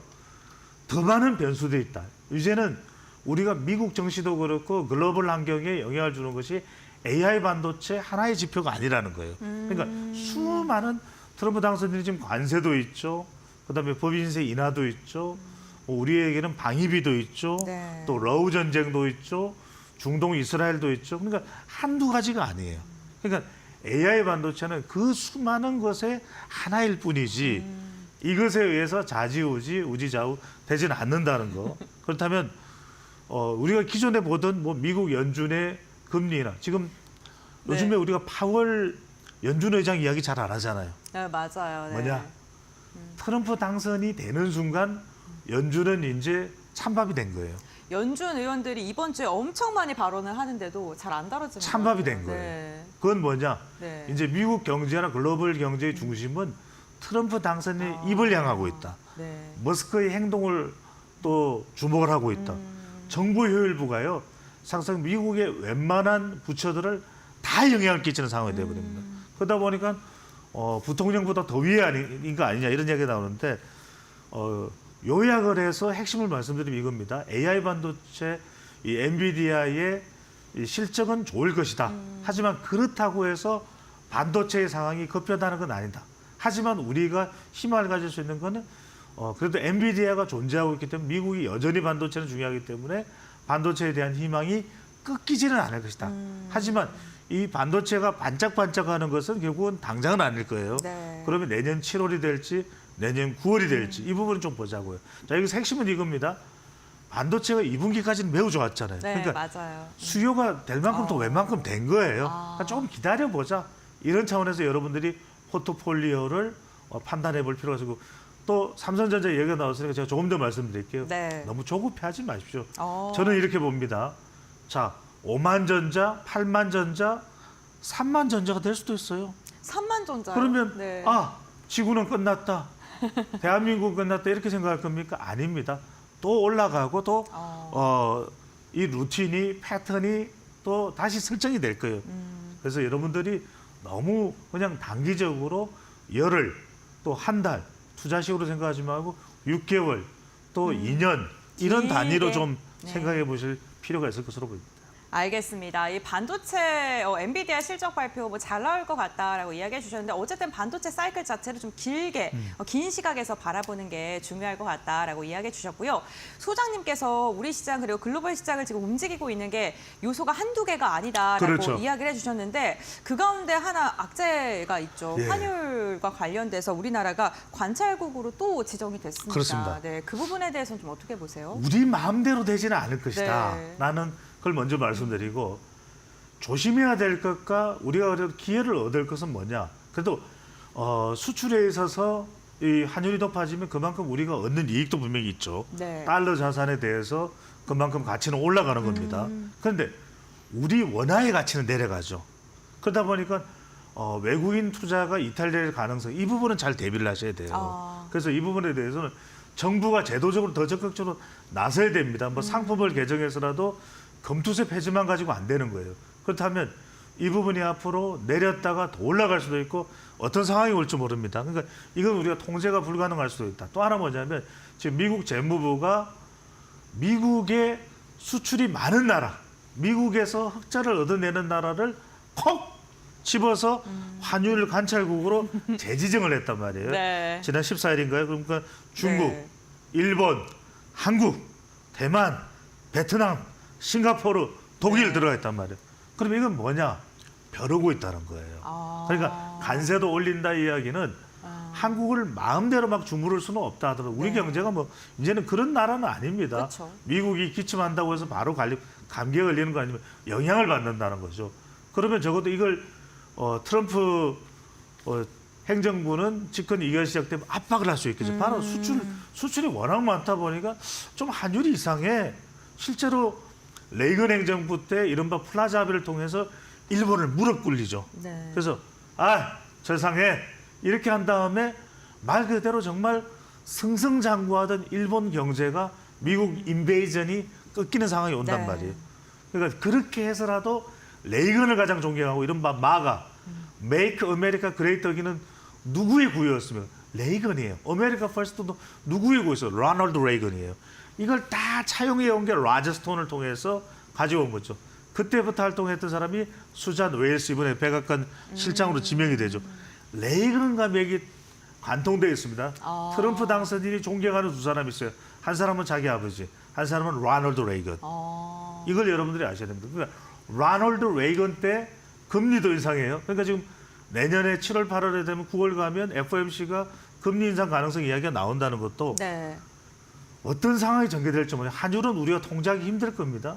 그러다 보니까 이런 부분들은 우리가 지금 원화나 우리 주식 가치가 떨어지는 원인이 되고 있거든요. 그러면 우리는 파격적으로 지금 우리가 그동안 우리 시장에 대한 이 모성에 대해서 우리 스스로도 반성을 해왔잖아요. 네. 우리가 그러면 선진국 지수야?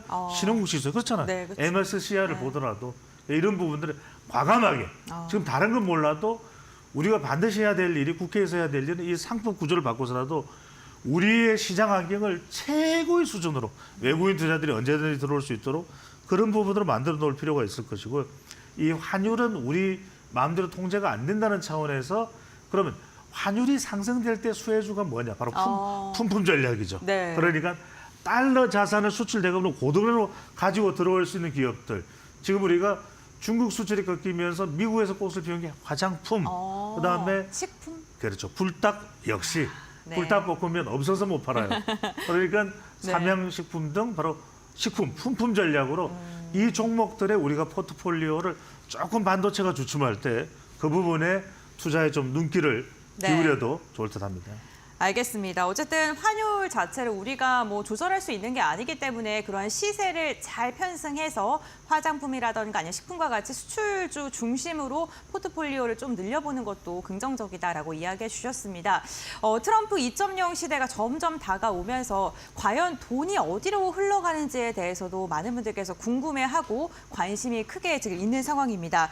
비트코인이 또다시 사상 최고치를 그렇죠. 기록했습니다. 와, 정말 대단한 상승력이거든요. 그렇죠. 네. 요걸 제가 시간이 없으니까 짧게만 설명을 드릴게요. 트럼프 당선인이 생각이 바뀐 거예요. 네. 집권 1기 때는 이건 뭐야 비트코인? 아 이거 안 돼 안 돼 이랬단 말이에요. 오히려 달러의 가치를 위협하는 것이 비트코인이다 가상자산 안 된단 말이에요. 네. 그렇다면 이번에 트럼프 당선인이 이렇게까지 이 비트코인 암호화폐에 대해서 상당히 애정을 가지는 심지어는 집안에서 비트코인을 발행하기도 했잖아요. 얼마 전에요. 그런 상황이 전개되는 바뀐 것이 뭐냐? 일론 머스크 때문에 일론 머스크가 도지코인 지금 정부 효율부 이름이 도지예요. 약자가. 네. 여러분 그거 모르셨죠? DOG, Department of 도지에서 Government 진심이네요. Efficiency. 네. 그러니까요. 그러니까 이런 일론 머스크의 영향이 아니에요. 왜? 자칫 어떻게 생각하냐면 이 가상자산을 그대로 손 놓고 있었다가는 자칫 잘못하면은 러시아나 중국이 주도해 가버리겠다. 지금 우리가 스테이블 코인도 달러 자산에 연동되어 있는 네. 1대1 가치 기준입니다. 이건 굉장히 안정적이란 말이에요. 그리고 지금 ETF까지도 들어와 있는 상태죠. 그러면은 안 되겠다. 오히려 미국이 이것을 전략 자산하자. 그래서 범죄 등으로 해서 얻어낸 이런 비트코인도 안 내다 팔고 그대로 가지고 있어요. 그러니까 미국이 트럼프 당선인의 생각이 뭐냐면 비트코인의 암호화폐의 가상 수도를 미국으로 해야 된다는 네. 얘기를 할 정도로 비트코인을 일종의 금처럼 전략 자산하자, 비축 자산화하자 이런 생각으로 생각이 바뀌었다. 중국, 러시아에 놔줄 수가 없다. 우리가 주도하자 이런 이야기가 나오다 보니까 이런 이유 때문에 또 강달러가 되고 있는 것 때문에 금값이 주춤해요. 제가 우리 이데일리 TV 보시는 분들은 한 3개월 전부터 계속 금값 조심해야 된다는 말씀 드렸습니다. 제가 6년 전에는 5년 전에는 우리 방송에서 계속 금 투자가 좋다 말씀드렸고 이런 걸 여러분들이 잘 눈여겨 메모를 좀 해두셔야 됩니다. 자, 금값이 오늘 조금 어제 조금 올라가는 건 있습니다만 네. 금값은 조금 변동성이 있을 수 있다는 것 이 부분을 좀 잘 기억해 두실 필요가 있겠습니다. 네, 알겠습니다. 어쨌든 지금 트럼프의 시대가 찾아오면서 비트코인에 대한 주목도는 더 커질 수밖에 없는 상황이고요. 결국에는 우리가 이런 걸 체크하는 게 과연 우리 시장의 영향력이 얼마큼 있을지, 그럼 삼성전자의 영향력은 얼마큼 있을지 이런 부분에 대해서 많은 분들께 주목하실 것 같아요. 지수도 답답하고 식주 그렇습니다. 부양식도 안 먹히고. 그래서 어떤 네. 종목에 좀 주목을 해야 될지 네. 여러분들이 우리가 이제 우리 경제 TV를 보는 이유로 어떤 종목이냐 관심 그다음에 구조가 어떻게 되냐 제가 주로 드릴 수 있는 네. 말씀은 구조입니다. 바이든 시대에 주로 이제 종목 쪽에 많이 접근하셨다면은 트럼프 시대에는 구조적 접근을 많이 해야 된다. 그만큼 그런 트럼프 노믹스의 영향이 전반적인 상황에 끼치는 영향이 막대하다. 일론 머스크라고 하는 또 새로운 변수도 등장했죠. 그래서 삼성전자 얘기는 아까 드렸습니다만 여러 가지 이런 변동성 있는 빅스트 지수가 여전히 유동적이죠. 그런 것 부분들을 본다면 여러분들이 계속 변동성은 있다. 하지만 이제 침에서 시작이 들어가면 임기가 들어가게 되면 이런 부분들이 좀 이제 정리가 될 가능성이 있습니다. 그렇기 때문에 이런 부분들은 여러분들이 너무 비관적으로 볼 이유도 없다. 그리고 트럼프 행정부가 미중 충돌이지 미한 충돌이 아닙니다. 한미 네. 충돌이 아니에요. 그래서 위기설이 또 완화되면서 반발 매수세도 유입되고 있기 때문에 너무 비관적으로 생각하실 필요는 없고 좀 더 냉정하게 경제적으로 우리가 좀 신중해야 될 부분은 뭐고 또 확대할 수 있는 기회는 뭔가를 보면 될 거고 시간 관계상 또 이어서 말씀드리면 이런 퍼펙트 스톰 상황에서 우리가 네. 그럼 주목해야 될 것이 뭔가 이게 네. 여러분들이 제일 궁금하죠. 그러면 제일 궁금하죠. 네. 당분간은 적어도 한 6개월 정도라도 아니면 조금 길게 1년 정도. 왜 제가 1년을 말씀드리냐면 1년 이후에는 훨씬 더 안정될 수밖에 없어요. 안정화가 찾아오는 그렇죠. 거죠. 네. 그러면은 적어도 그런 동안에는 조금 포트폴리오를 유기적으로 구성을 네. 하라는 말씀을 드리면서 트럼프 리스크를 좀 회피할 수 있는 그런 섹터가 어디냐. 그러면 방산이라든지 네. 원전이라든지 조선은 심지어 직접 본인이 언급했죠. 직접 이야기를 하잖아요. 네. 그러면 우리가 하나오션이나 삼성중공업은 바로 그런 수리, 정비에 있어서 일가견이 물론 현대도 마찬가지입니다만 이런데 능력을 발휘할 수 있는 조선 쪽이니까 하나 엔진도 마찬가지고요. 이런 부분들 또 제약 바이오, 또 엔터테인먼트는 아니 우리가 미국하고 걸리적거릴 이유가 없으니까 네. 엔터테인먼트 같은 경우에 이런 부분에 여러분들이 직접 좀 주목하면서 또 우주항공 이 부분은 또 머스크 효과죠. 그다음에 금융까지 또 금리가 더 이상 내려오는 것이 아니다. 네. 그렇다면 금융 쪽에도 기회가 있을 수 있다는 것을 염두에 두시면 좋겠습니다. 네, 알겠습니다. 오늘 배종찬 소장과 함께 트럼프 시대가 찾아오면서 우리가 어떻게 투자 포인트를 잡고 접근해야 되는지에 대한 이야기를 나눠봤습니다. 인사이트 잘 얻길 바라시고요. 오늘 말씀은 여기까지 듣도록 하겠습니다. 고맙습니다. 감사합니다.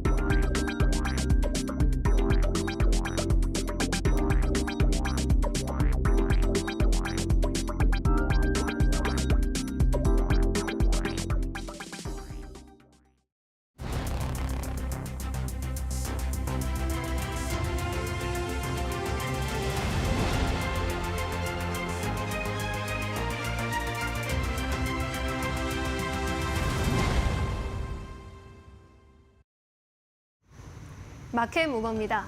현대모비스가 2024 CEO 인베스터 데이를 개최했습니다. 현대모비스가 이러한 행사를 열고 대표이사가 직접 대표자로 이렇게 발표자로 나선 것은 이번이 처음인데요. 투자자들이 기다리던 밸류업 방향을 공유했고요. 글로벌 탑3 부품사로 도약하겠다는 성장 목표를 강조하면서 공표했습니다. 일단 연평균 매출 성장률을 2027년까지 8%로 끌어올리겠다고 했고요. 수익률 측면에서 영업이익률도 5에서 6%까지 상향하겠다라고 목표를 제시했습니다. 그동안 조금 부진한 수치를 보였었던 영업이익률을 궤도로 끌어올리겠다는 방침입니다.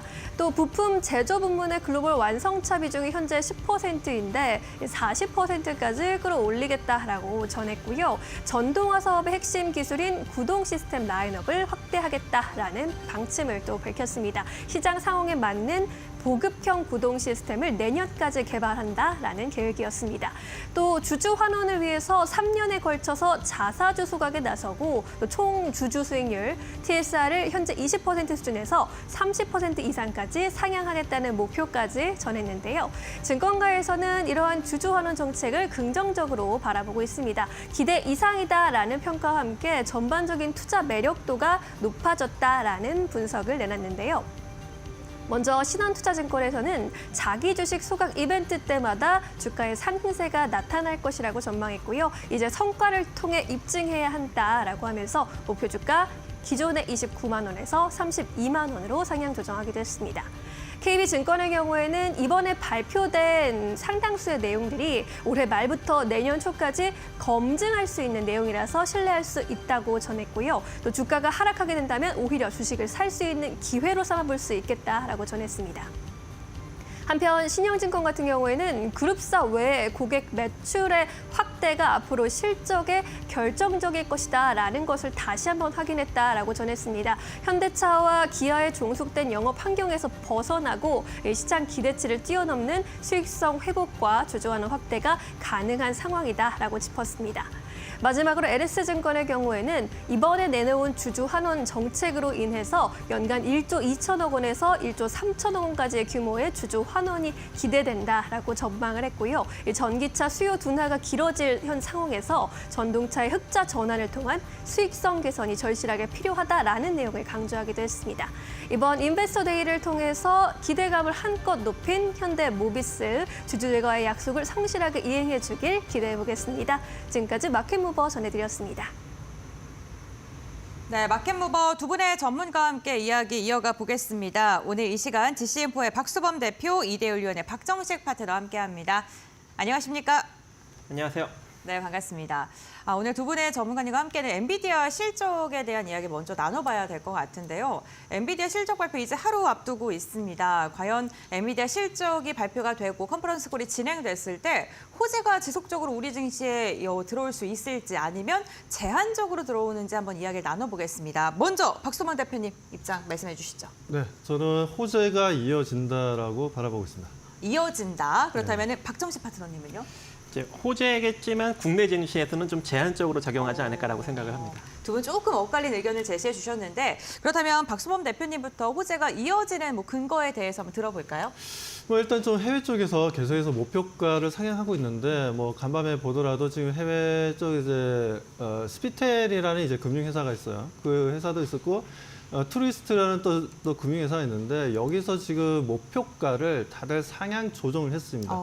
대략적으로 한 15%에서 20%까지 상향 조정을 했는데 이 부분들은 우리가 좀 긍정적으로 좀 바라봐도 되지 않나. 그래서 오늘 내일 새벽이죠. 미국장이 끝나고 난 다음에 실적 발표를 하게 되는데 시간에서 엔비디아가 그래도 주가 상승에 좀 탄력을 좀 보여주지 않을까라고 좀 기대하고 있고요. 여기에 좀 젠스랑이 좀 한마디 했습니다. 간밤에. 블랙웰 출시는 순조롭다라고 얘기했어요. 지금 최근에 블랙웰 같은 경우에는 설계가 좀 잘못되었다라는 오류를 좀 잡아낸 부분도 있었고, 최근 또 문제가 됐던 게 발열이 좀 강하다. 이 부분에 있어서 액침 냉각 관련주들이 또 관심을 최근에 좀 받기도 했었죠. 아무튼 이렇게 해서 지금 이제 노이즈가 발생을 했는데 불구하고 젠스항은 블랙웰에 대해서 걱정할 필요 없다. 우리는 순조롭게 지금 이제 출시에 맞춰서 예정일에 맞춰서 출시할 것이다라고 강하게 좀 어필했던 부분들이 있다 보니까 엔비디아 실적도 일단 좀 긍정적으로 나오지 않겠냐라고 보고 있고 지금 이제 엔비디아 컨센서스가 좀 잠깐 좀 보게 되면 3분기에 대해서 매출이 329억 달러입니다. 거기에 이제 EPS가 0.7달러 정도 되는 전망하고 있는데 일단 이 부분에 있어서 이것보다 좀 잘 나오게 된다면 물론 엔비디아가 더 추가적인 상승 흐름이 나와주겠지만 이 컨센서스보다 좀 낮게 나오게 된다면 좀 매도 물량이 좀 나올 건 어쩔 수 없다라고 보고 있습니다. 아무튼 이 컨센서스를 좀 뛰어넘어서 좋은 결과가 좀 보여주길 좀 기대해 보겠습니다. 네, 알겠습니다. 컨센서스로 웃돈의 실적을 발표하게 된다면 그 호재를 받을 것이다라고 이야기해 주셨는데 그렇다면 박정식 파트너님, 우리 시장의 효과는 제한적일 것이다라고 언급해 주셨는데 그 이유가 있을까요? 네, 이미 엔비디아 같은 경우 전일 뉴욕 증시에서 4.86% 정도 상승력이 나오지 않았습니까? 일단 우크라이나의 지정학적 리스크로 인해서 시초에는 좀 미국장이 좀 빠졌다가 이 엔비디아의 상승력으로 인해서 이 기술주 상승력이 같이 나오면서 약간 이제 혼조세로 마감이 된 측면이 있는데 현재 이렇게 엔비디아가 좀 긍정적으로 올라갔음에도 불구하고 우리나라 증시는 별 볼 일 없어요. 자, 그런 측면으로 보았을 때 엔비디아가 아무래도 이제 호실적을 발표하면서 좀 강력한 주가 상승력을 일으킨다고 하더라도 이 국내 증시에는 좀 제한적인 측면이 작용되지 않을까 이렇게 생각을 하고 있습니다. 일단 우크라이나와 이 러시아의 전쟁이 이번에 이제 장거리 탄도미사일 에이스 테크의 러시아 본토 타격에 대한 걸 허용을 하면서 아무래도 조금 이제 지정학적 리스크가 계속적으로 좀 나올 수 있는 여력이 좀 존재할 것 같고요. 또 거기다가 이 트럼프 이제 새로운 정부 들어서 이 보편화 관세와 함께 반도체 지원법 보조금을 줄이겠다는 점이 아직까지 이제 결론이 확연하게 나온 것이 없기 때문에 이러한 이제 불확실성이 아무래도 올해 내내 좀 지속될 수 있는 여력도 존재할 것 같고 또 이제 트럼프 차기 행정부에서 이 전기차 보조금 폐지 문제도 검토 중에 있다라고 지금 언급이 되고 있기 때문에 이러한 것들이 전반적으로 우리의 어떤 수출과 그리고 어떤 산업적인 측면에 좀 안 좋게 작용하지 않을까. 그로 인해서 이제 외국인의 자금 이탈이 조금 더 이어질 수 있는 여력은 존재하지 않을까라고 생각을 합니다. 그래서 한동안은 우리 국내 증시는 조금 이제 지지부진한 등락 장세가 계속적으로 좀 연출이 될 수 있는 그런 여력이 있기 때문에 아무래도 이 엔비디아가 뭐 호실적으로 기록을 한다 하더라도 국내 증시에는 좀 제한적으로 작용하지 않을까 생각하고 있습니다. 네, 엔비디아 실적이 잘 나오더라도 대내외적인 이슈가 아직은 좀 많기 때문에 그런 불확실성 속에서 제한적이게 영향을 미칠 것이다라고 이야기해 주셨고요. 과연 내일 우리 시각으로 오전 6시죠. 실적이 발표된 뒤에 컨퍼런스 콜에서 이야기가 나오고 우리 시장 정교장에 또 어떠한 영향을 미칠지 이 부분도 내일 저희와 함께 체크해 보시면 좋을 것 같습니다. 이렇게 엔비디아에 대한 이야기 나눠봤고요. 우리 시장을 이끌 이슈 마켓무버 계속해서 확인해 보시죠. 마켓무버입니다. 게임 업계 올해 3분기 실적이 모두 공개된 가운데 넥슨과 크래프톤, 이른바 NK의 양강 구도는 더욱더 공고해졌습니다. 넥슨과 크래프톤은 인기 IP에 힘입어서 3분기 매출과 영업이익 모두 두 자릿수대 성장세를 기록했습니다. 흑자 게임사들은 기존의 강력한 지식재산권 IP 파워에 더해서 신작으로 그야말로 종횡무진하고 있습니다. 넥슨의 경우에는 3분기 매출 역대 최대치를 다시 기록했습니다. 매출 1조 2,293억 원 기록하면서 전년 동기 대비 13%세 증가세를 이뤄냈고요. 영업이익 역시 전년 동기와 대비해서 11%대 급증세를 이뤄냈습니다. FCO와 메이플 스토리, 던전 앤 파이터 등 블록버스터급 IP가 흥행을 이어가면서 견조하게 자리를 잘 지켜주고 있고요. 또 퍼스트 디센던트와 같은 차세대 IP를 발굴하고 육성하면서 성장을 거듭하고 있다는 평가를 받아갑니다. 크래프톤의 경우에도 3개 분기 만에 처음으로 연매출 2조 원을 돌파하는 성과를 이뤄냈습니다. 3분기 매출만 떼놓고 봤을 때 전년 동기 대비해서 60% 증가하면서 7,193억 원으로 역대 최대 분기 실적 나타냈고요. 영업이익 역시 71%나 급증하면서 3,244억 원을 찍어냈습니다. 대표적인 배틀그라운드, 전 세계에서 꾸준한 성장세를 보여주고 있는데 이 배그의 인기에 안주하지 않고 인조이와 다크앤다크 모바일 등의 신성장 동력을 발굴하면서 계속해서 활로를 찾아 나가고 있습니다. 반면에 성장 동력을 마련하지 못한 게임사들은 적자 전환을 면치 못하고 있습니다. 신작을 출시해도 흥행은 필수라는 공식이 여전히 성립되고 있습니다. NC소프트는 지난 3분기 시장의 기대치를 크게 밑도는 어닝 쇼크 기록했고요. 영업 손실으로 143억 원을 나타냈습니다.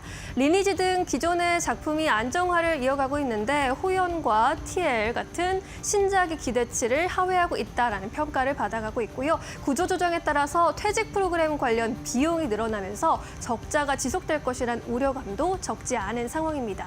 또 리니지 IP를 기반으로 한 신작 저니 오브 모나크가 12월 4일 자정에 글로벌 출시를 앞두고 있다는 소식을 공개했는데 이 리니지를 IP를 기반으로 한 만큼 저니 오브 모나크가 흥행에 성공하게 된다면 빠르면 4분기, 이르면 1분기 내에 성장 모멘텀을 마련할 수 있을 것이다라는 평가도 받고 있습니다. 내년 글로벌 출시를 목표로 아이온2 등 새로운 게임을 또 개발하고 있는 상황입니다.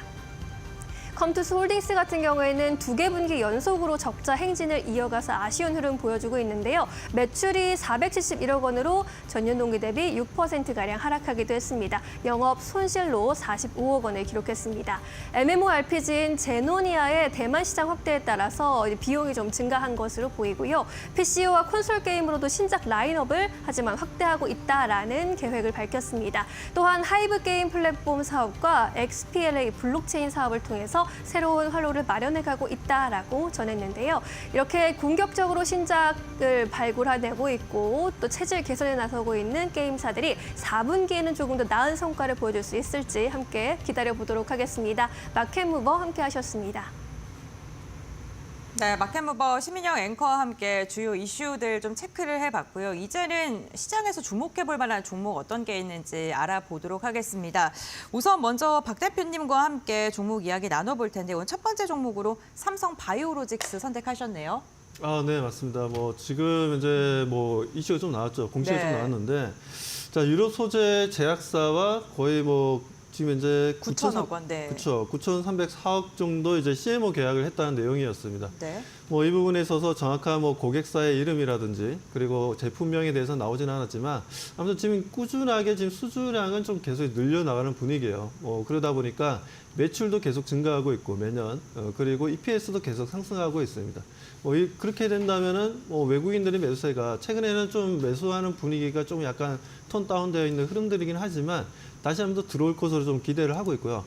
그리고 지금 최근 뭐 올해 초에 비해서 최근까지 외국인들의 매수 비중을 보게 되면 대략적으로 전체 뭐 주식 상장된 주식 양에 있어서 약 14%까지 올라왔습니다.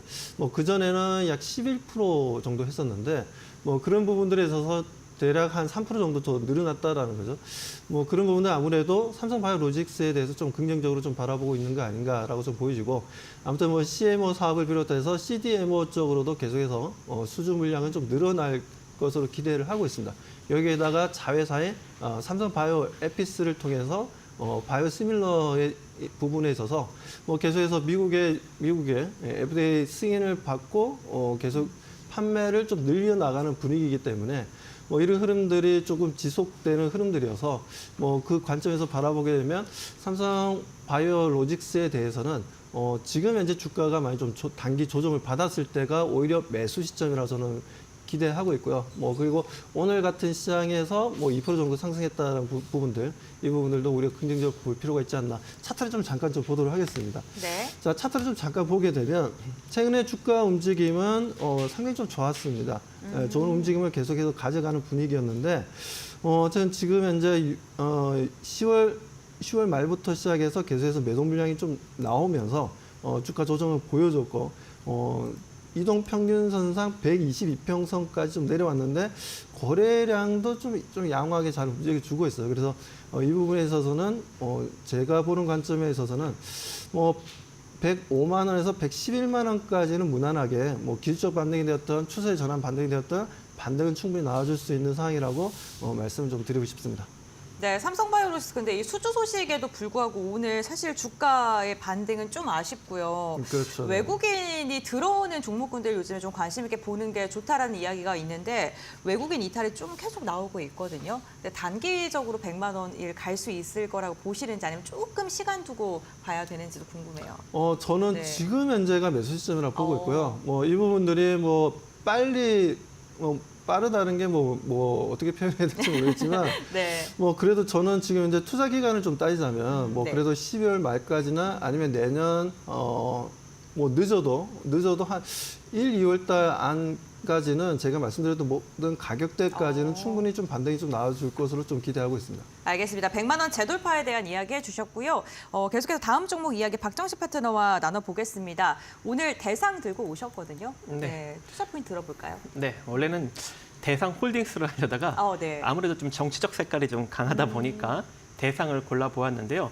최근에 좀 빙그레 같은 어떤 이제 음식료 관련 종목들이 좀 상승력이 나타나고 있더라고요. 네. 그래서 대상도 같이 좀 올라갈 수 있겠다라고 싶어서 일단 여러분들께 이제 소개를 해드릴까 하는데 뭐가 있어요, 브랜드가? 일단 대상은 다양한 브랜드가 있는 네. 것 같습니다. 일단 청정원 브랜드를 중심으로 장류, 조미료 조미료 다양한 것들을 만들어내고 있는데 일단 최근에 청정원, 미원, 종갓집 특히 이제 종갓집에서 이제 종가라는 브랜드로 김치를 제조하는 발표하고 있지 않겠습니까? 그래서 이 김치 수출이 뭐 사상 최대치를 찍었다. 미국 수출에서 사상 최대치를 찍었다라는 이슈로 지난번 이제 4월, 5월, 6월 달에 큰 폭의 주가 상승력도 좀 기록을 했었는데 현재 그 주가가 지금 거의 다 지금 일정 부분 내려왔어요. 그래서 우리가 다시 한번 살펴볼 수 있는 그런 시점이 되지 않을까라고 생각을 하고 있고 현재 이제 글로벌 이제 김치 시장이 약 5조 원 정도 수준이라고 하는데 이게 이제 2050년까지 15조 원 정도 수준까지 증가될 전망이 현재 나타나고 있는 상황이고요. 또 2022년에 식품업체 최초로 미국 로스앤젤레스 인근에 연간 김치 2,000톤을 담글 수 있는 이 김치 공장을 설립을 하였습니다. 그러니까 한마디로 우리나라에서 김치 공장을 미국에 이제 설립을 한 게 이제 이 대상이라는 회사가 이제 유일한 것이죠.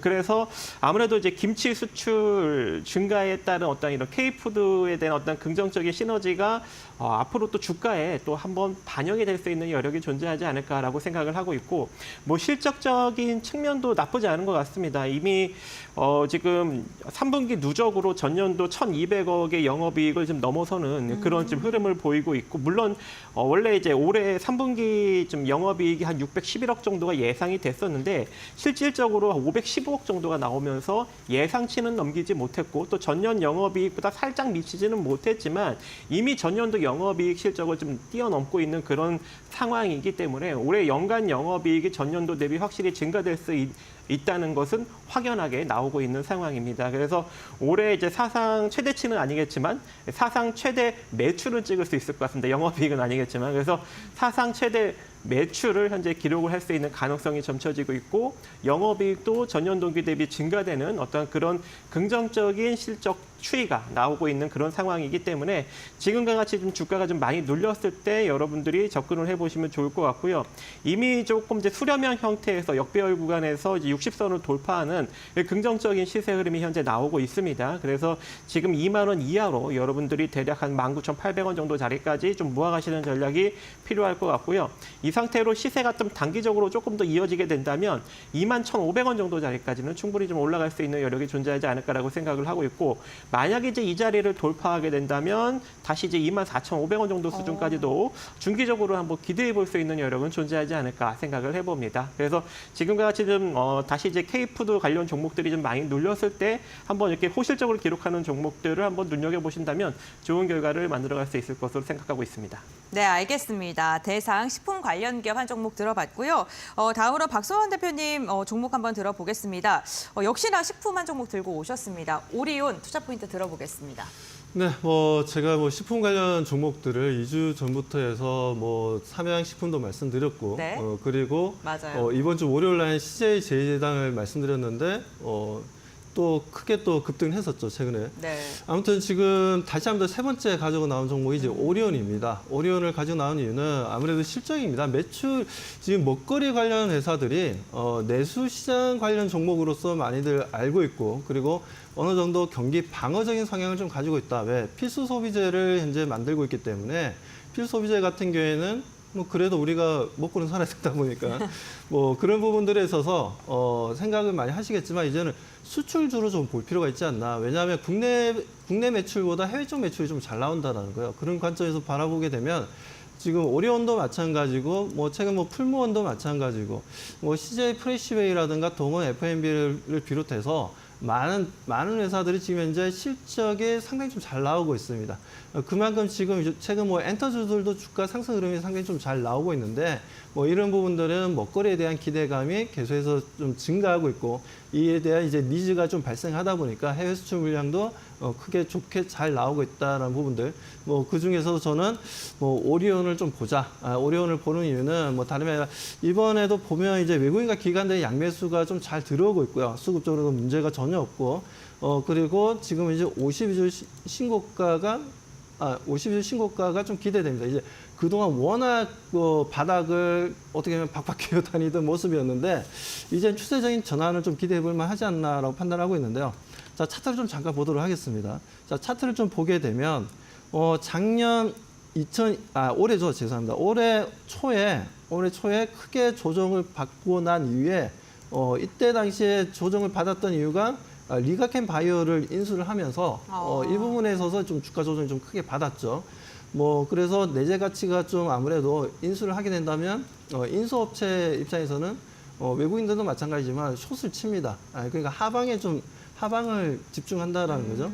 그 부분에서 네. 리가캥 바이오 같은 경우는 오히려 반대 좀 올라갔지 않습니다. 아무튼 오리온 같은 경우에는 지금 현재 다시 한번 더 네. 어느 정도 바닥권에서 이제 상승 추세로 전환되는 흐름들을 보여주고 있고, 이 흐름들이라면 지금 현재 더 추가적인 상승 흐름들 52주 신고가 움직임도 한번 좀 기대해봐도 되지 않나.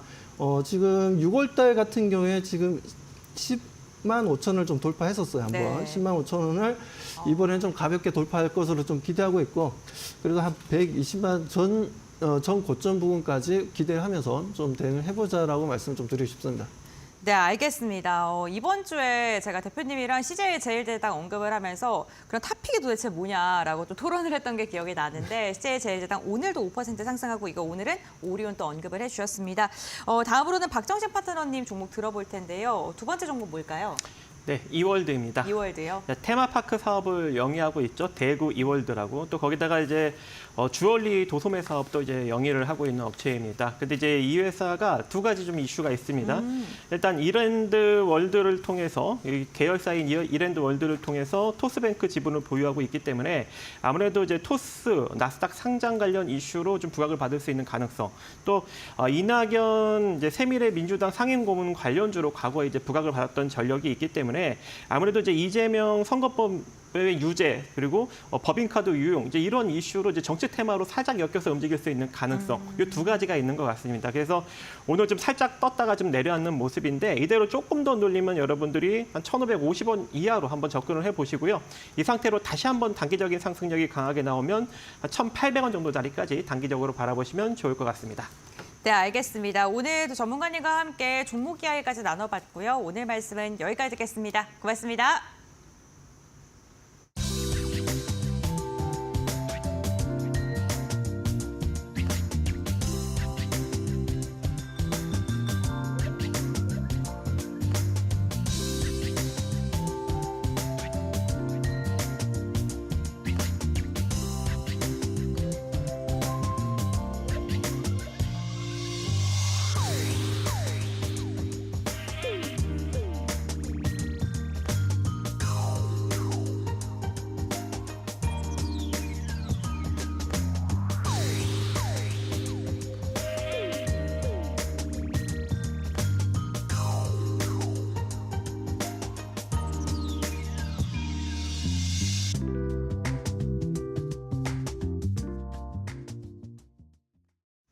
네, 종목 포착 시간으로 이어가 보겠습니다. SK증권의 서용원 차장과 함께 오늘장 마감 전략 확인해 보시죠. 인사 먼저 나누겠습니다. 안녕하십니까? 네, 안녕하세요. 네, 차장님 오늘 국내 지시 좀 어떻게 보고 계실까요? 네, 오늘 우리나라 시장은 좀 쉬어가는 흐름들이 좀 이어져 줬습니다. 아무래도 엔비디아의 실적을 하루 앞두고 있는 상황이다 보니 실적에 대한 긍정적인 컨센서스는 나오고 있으나 좀 불안감에 의해서 좀 관망세가 이어졌다라고 좀 볼 수 있겠고요. 오늘 특징적인 흐름들을 살펴본다라면 코스닥 쪽에서는 알테오전이 좀 차익 실현 매물들이 좀 나오면서 좀 더 코스피보다는 좀 약세 흐름들이 좀 이어졌습니다. 다만 시장의 전반적인 움직임들을 볼 때는 코스피와 코스닥 모두 좀 관망세가 좀 짙었다라고 좀 볼 수가 있겠고요. 최근 들어서 좀 외국인이 여전히 좀 매도를 하고 있으나 기관 쪽에서 연기금의 수급들이 좀 들어오고 있다라는 점을 감안해 본다라면 연기금의 특성상 좀 장기적인 매수가 좀 이루어질 수 있다라는 점에서는 시장이 그래도 긍정적으로 작용하지 않을까라는 생각을 하고요. 엔비디아의 실적에 대한 부분들을 좀 확인한 후에 대응을 해보셔야 되지 않을까라고 생각을 하고 있습니다. 네, 그렇군요. 외국인의 이탈 오늘까지도 이어지고 있는데 그럼 이런 시장 속에 우리가 어떤 종목을 눈여겨봐야 될지 알아보겠습니다. 지금 관심 있게 보고 계신 종목이 있을까요? 네, 오늘 제가 관심 있게 보고 있는 종목은 JYP 엔터테인먼트 좀 볼 수가 있겠고요. 3분기 매출액이 1,700억을 좀 넘게 발표가 되면서 4분기 실적에 대한 기대감도 상당히 좀 높아져 있는 상황이라고 좀 볼 수 있겠습니다. 스트레이키즈 같은 경우 미국 앨범 100만 장 판매를 돌파했다는 소식도 전해지고 있고 미국 시장에서 음반 판매량이 4위에 좀 달성을 했다라는 점이 좀 긍정적이라고 볼 수 있겠고요. 특히나 본격적으로 남미와 북미, 유럽에서 있는데요. 20개 지역에서의 공연이 내년부터 또 시행된다라는 점들을 부각해봤을 때 엔터사 중에서 실적에 대한 기대감이 상당히 좀 높아짐으로써 증권가에서도 계속해서 목표가가 상향되고 있다라는 점을 좀 감안해 보신다라면 JYP 엔터테인먼트 최근 현재 흐름에서 나쁘지 않다라고 말씀을 좀 드릴 수가 있겠습니다. 네, 알겠습니다. 오늘의 공약주 JYP 엔터 말씀해 주셨고요. 앞으로의 실적에 대한 기대감 언급해 주셨습니다. 오늘 말씀 여기까지 듣겠습니다. 고맙습니다. 네, 감사합니다. 네, 마감의 기술로 이어가도록 하겠습니다. 이데일리온 곽유정 파트너와 함께하겠습니다. 안녕하세요. 네, 안녕하세요. 네, 어제도 그렇고 오늘도 그렇고 시장이 좀 눈치 보는 것 같다라는 생각이 드는데 네. 재료가 딱히 없어서일까요? 어떻게 보셨을까요? 여전히 지금 수급 공백을 이어가는 그런 장세라고 볼 수 있을 것 같은데요. 네. 외국인 순매도세가 여전히 멈추질 않습니다. 그러다 보니까 증권가 쪽에서는 지금 현재 우리나라 코스피 시장이 언더슈팅이 뭐냐면 과도한 하락이라는 뜻이거든요. 실제로 지금 주가 순 자산 비율인 PBR 같은 경우에도 0.85배 정도 되는데 이게 어느 정도 수치냐면요. 과거의 금융위기 수준과 비슷하다라고 볼 수 있을 것 같습니다. 네. 여전히 지금 하반기까지는 시장이 좀 불확실성이 산재할 수밖에 없는 그런 환경이라고 볼 수 있을 것 같은데요. 일단은 트럼프 2.0 정권에 대한 불확실성과 더불어서 중국의 과잉 생산과 저가 수출 정책, 그리고 삼성전자 기술력 우려 부상 이런 이제 부분들이 아직까지는 우리 국내 증시에 있어서는 불안 요소로 남아있는 그런 상황이기 때문에 일단은 하반기 증시에 대한 또 연말 증시에 대한 우려감은 아직까지는 좀 남아있는 그런 상황이라고 볼 수 있을 것 같습니다. 그러다 보니까 아무리 지금 하향 조정이 되고 있고 저평가라고 하더라도 기관 투자자나 외국인 투자자들이 좀 적극적으로 매수에 가담하지 않고 계속해서 눈치만 보고 있는 그런 상황이 이어져 가고 있다라고 볼 수 있을 것 같고요. 네. 거기에다가 오늘 보니까 IMF 쪽에서는 한국의 내년 경제 성장률 2.0% 정도로 관측을 하고 있더라고요. 좋지 않은 수치입니다. 그렇기 때문에 이런 이제 부정적인 부분들도 있지만 또 오늘 좀 긍정적인 부분이라 볼 수 있는 부분들은 올해 이제 중소기업들 수출이 계속 무역 흑자를 내곤 했었거든요. 네. 내년까지도 중소기업 수출 증가에 대한 부분들은 분명히 이제 긍정적인 부분들이 있을 거라고 보고 있고요. 지금 이제 시장의 원체에 떨어져 있다 보니까 기술적으로 봤을 때 지금 이제 코스피 시장이 반등을 좀 주게 될 가능성이 높지 않을까라고서 지금 보고 있는 견해들도 있긴 하거든요. 왜냐하면 지금 이제 코스피 시장의 악재가 지금 최고조로 반영이 되고 있기 때문에 이보다 더 최악일 수 없다라는 그런 견해들도 있는 것으로 보여집니다. 하지만 네. 이 주식이라는 게 항상 바닥이다 생각하면 또 지하가 나오고 지하다라고 생각하면 또 벙커까지 있는 게 증시이기 때문에 일단은 대외적인 불확실성 속에서 우리 국내 증시가 좀 올라가려면 여러 가지 좀 환경이 뒷받침돼야 될 것 같은데 일단 선제적으로 금투세 폐지에 대한 부분들만 11월 달 계속 좀 소화해 줄 수 있는지 이런 부분들을 좀 확인을 하고 넘어가는 게 좋을 것 같고요. 계속해서 우리나라 지수가 좀 선진화되기 위한 그런 과도기 과정에 있다고 생각을 합니다. 그래서 네. 지금 뭐 상법에 대한 개정안이라든지 제도권 내에서도 그런 이제 계속 변화의 조짐들이 보이기 시작했거든요. 그래서 뭐 당장 뭐까지는 아니더라도 이게 향후에 2026년도, 2027년도 경우로 이제 국내 증시 흐름을 좀 더 거시적으로 본다면 분명히 좋아질 수 있는 여지는 분명하다고 보고 있습니다. 하지만 네. 고통의 시기를 좀 우리가 인고하고 감내해야 되는 시기가 좀 지속될 수밖에 없다라는 점에서 지금 좀 종목별 장세잖아요. 그래서 오늘은 사실 상한가 간 종목들도 많았음에도 불구하고 사실 우리 시청자분들 입장에서 우리 투자자분들 입장에서는 재미 본 종목들은 그리 많지 않았을 거라고 생각이 들고요. 오늘 사실 시장에서 또 뚜렷한 테마나 주도주도 보이지 않았던 그런 장세였습니다. 종목별로, 이슈별로 간다 보면. 네, 그래서 이제 코스닥 시장 같은 경우에도 딱 1시 기점으로 양지수 모두 다 강보합에서 코스닥이 또 다시 꺾이면서 지금 약보합권대 움직임 보이고 있잖아요. 지금 이제 동시호가 시간이긴 한데 아무튼 지지부진한 움직임 속에서 이번 주 그럼에도 불구하고 제자리를 지켜주고 있는 그런 이제 흐름들로 봤을 때는 그래도 어느 정도 계속 좀 방어적인 움직임 나오고 있다라는 부분들은 좀 긍정적이기 때문에 이 부분들에 좀 초점을 맞추시면서 우리 시청자분들이 증시 흐름을 바라보시는 게 좋지 않을까라고 보고 있습니다. 네, 일단은 수급이 좀 유의미하게 돌아와주는 것이 가장 중요할 것 같은데요. 마감 상황 함께 살펴보도록 하겠습니다. 코스피 지수가 오늘 외국인들이 코스피 시장에서 9거래일 연속 순매도세를 이어갔습니다. 이로 인해서 현재 그래도 상방이 좀 막혀 있는 모습이지만 2,482선에서 마감 기다리고 있고요. 외국인은 1,800억 원대 매도 우위 기록했습니다. 그래도 기관이 1,500억 원대 매수 우위 나타나면서 그래도 하단을 지지해준 모습이었습니다. 개인은 오늘 매도에 동참을 했습니다. 코스닥의 경우에는 현재 구간에서 약보합권에서 마감 기다리고 있고요. 외국인과 기관의 동반 매도 우위 확인이 됩니다. 외국인이 642억 원의 물량을 출하해내고 있습니다. 개인은 나홀로 매수에 나서고 있는 상황입니다. 우리 시장 마감해 보도록 하겠습니다.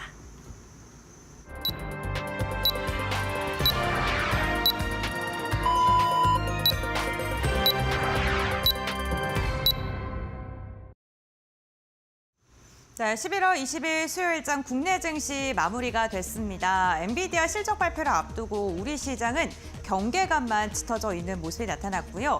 뚜렷한 방향성이 나타나지는 않았던 하루였습니다. 오늘 마감 상황 함께 확인해 보시죠.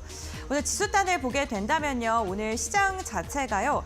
전반적으로 좀 경계감이 있다라는 게 느껴지는 게 유가증권 시장 같은 경우에는 2,470선 그리고 2,482선 10포인트 내외에서 움직임을 가져갔고요. 오히려 장 막판 갈수록 좀 힘이 좋아지는 듯한 모습이었습니다. 코스닥도 비슷한 흐름 이어갔지만 힘이 조금 더 부족했습니다. 아무래도 외국인과 기관의 쌍끌이 매도세가 나오면서 시장의 분위기는 코스피가 상대적으로 조금 더 괜찮았던 하루였습니다. 그렇다면 시가총액 상위 종목군들은 어떻게 마감했을까요? 지금 바로 확인해 보시죠. 1위부터 5위권입니다. 삼성전자가 결국에는 1% 이상 빠지면서 마감했고요. SK하이닉스, 엔비디아발 훈풍을 받으면서 오늘 개장 직후의 흐름은 좋았습니다. 다만 경계감이 더 커지면서 결국에는 보합권으로 마감했고요. 반도체 두 대장주 모두 다 오늘 개장 직후보다는 상승폭이 다소 아쉬운 상황입니다. 음봉거래로 마감을 했고요. 2차 전지는 힘을 내줬습니다. LG에너지솔루션이 1.7%가량 상승하면서 마감하면서 결국에는 40만 원 선 재탈환하는 데 성공을 했습니다. 최근 LG에너지솔루션의 흐름을 보게 된다면 긍정적인 수주 소식을 참 많이 들려주고 있는 종목이기도 합니다. 2차 전지 캐즘 우려가 점점 더 커지면서 이제는 로봇 그리고 우주항공 분야까지 배터리 분야의 수주가 확대되는 모습이 나타나고 있고요. 오늘 주가에는 긍정적으로 작용을 했습니다. 삼성 바이오로직스 오늘 9천억 원가량의 CMO 수주 소식과 힘입어서 2%가량의 상승으로 마감했고요. 현대차 흐름 괜찮았습니다. 1.3% 강세, 오후장 들어서 탄력을 더 받은 모습 포착되고 있습니다. 계속해서 6위부터 10위 함께 살펴보시죠. 네, 기아도 현대차와 함께 오늘 강한 상승이 나왔습니다. 완성차 기업들 외국인과 기관의 매수세 유입되면서 주가의 반등이 포착이 됐었고요. KB금융 오늘 시가총액 8위권까지 올라섰습니다.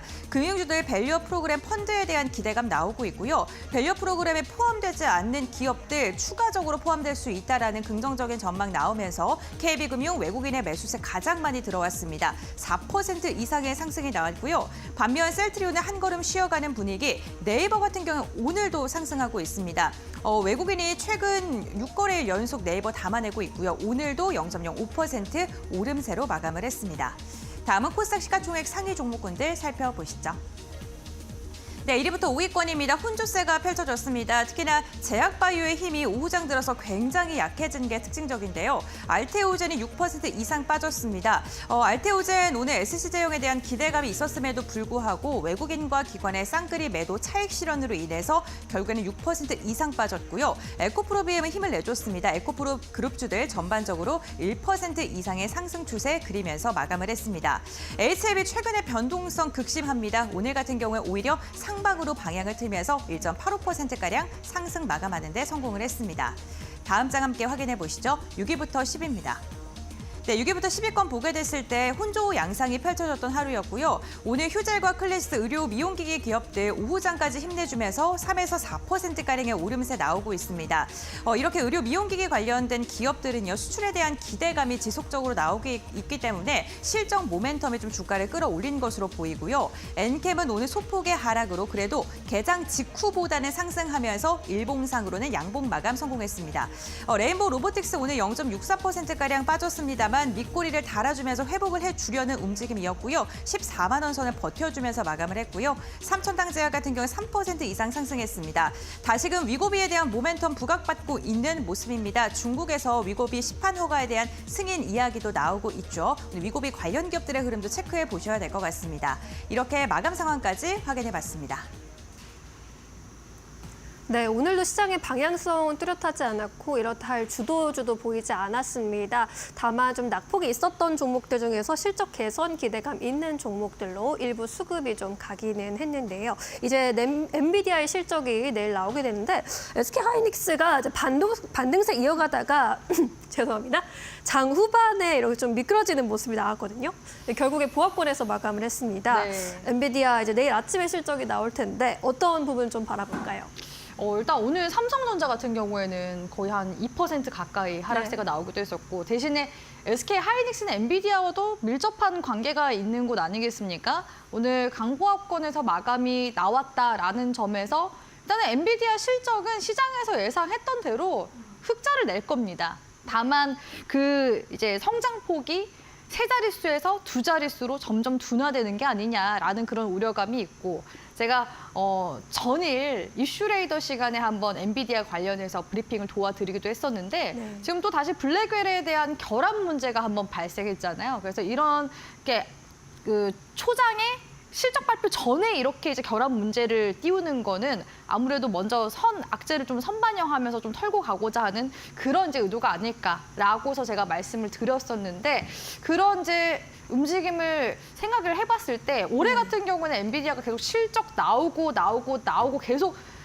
시간외에서 주가가 빠지는 그런 모습들이 반복적으로 나왔었단 말이에요. 그렇기 때문에 사실 내일 중요하게 우리가 바라봐야 되는 건 3분기 그 실적에 대한 부분보다 보통 이제 실적 발표 끝나고 나서 컨퍼런스 콜 하면서 그거에 대해서 발표도 하고 그다음 뭐 가이던스에 대해서도 제시하고 그러잖아요. 거기서 이제 젠슨영 CEO가 블랙웰 수요가 역시나 계속 폭발적이다라는 그런 언급을 해줬을 때 올해 시장에서 지금 어떻게 보면은 지금 AI 섹터가 3년째 가고 있거든요. 2022년도 11월부터 오픈 AI 쪽에서 챗 GPT 나오고 나서부터 지금 계속 가고 있기 때문에 그런 이제 흐름들이 견조하다는 게 확인이 되어야지만 다시금 반도체 쪽 그 섹터 내에서도 안도 랠리가 이어지게 될 그런 가능성이 높기 때문에 일단 매그니피센트 세븐 기업들이 다 지금 어떻게 보면은 이 엔비디아와 관련성이 너무 많은 상황이잖아요. 데이터 센터에 대한 그런 이제 수요 때문에 그래서 그런 이제 수요에 대한 확인이 일단은 우선적으로 좀 확인이 될 수 있을 만한 발언들이 오고 가는 이제 그 부분은 우리 시청자분들이 좀 초점을 맞추시면은 좋을 것 같다라고 말씀을 드리고 싶고요. 네. 또 시장 측면에서 봤을 때는 삼성전자가 지금 지난주 금요일장이었죠. 그때 이제 자사주 매입 소식 들어와줄 때는 외국인 기관 쌍끌이 매수세가 이제 동시다발적으로 저가에서 매수세가 강하게 들어왔었습니다. 그런데 이후로 이번 주 같은 경우에는 또 3거래일 연속으로 외국인 지금 순매도세가 이어지고 있는 중이거든요.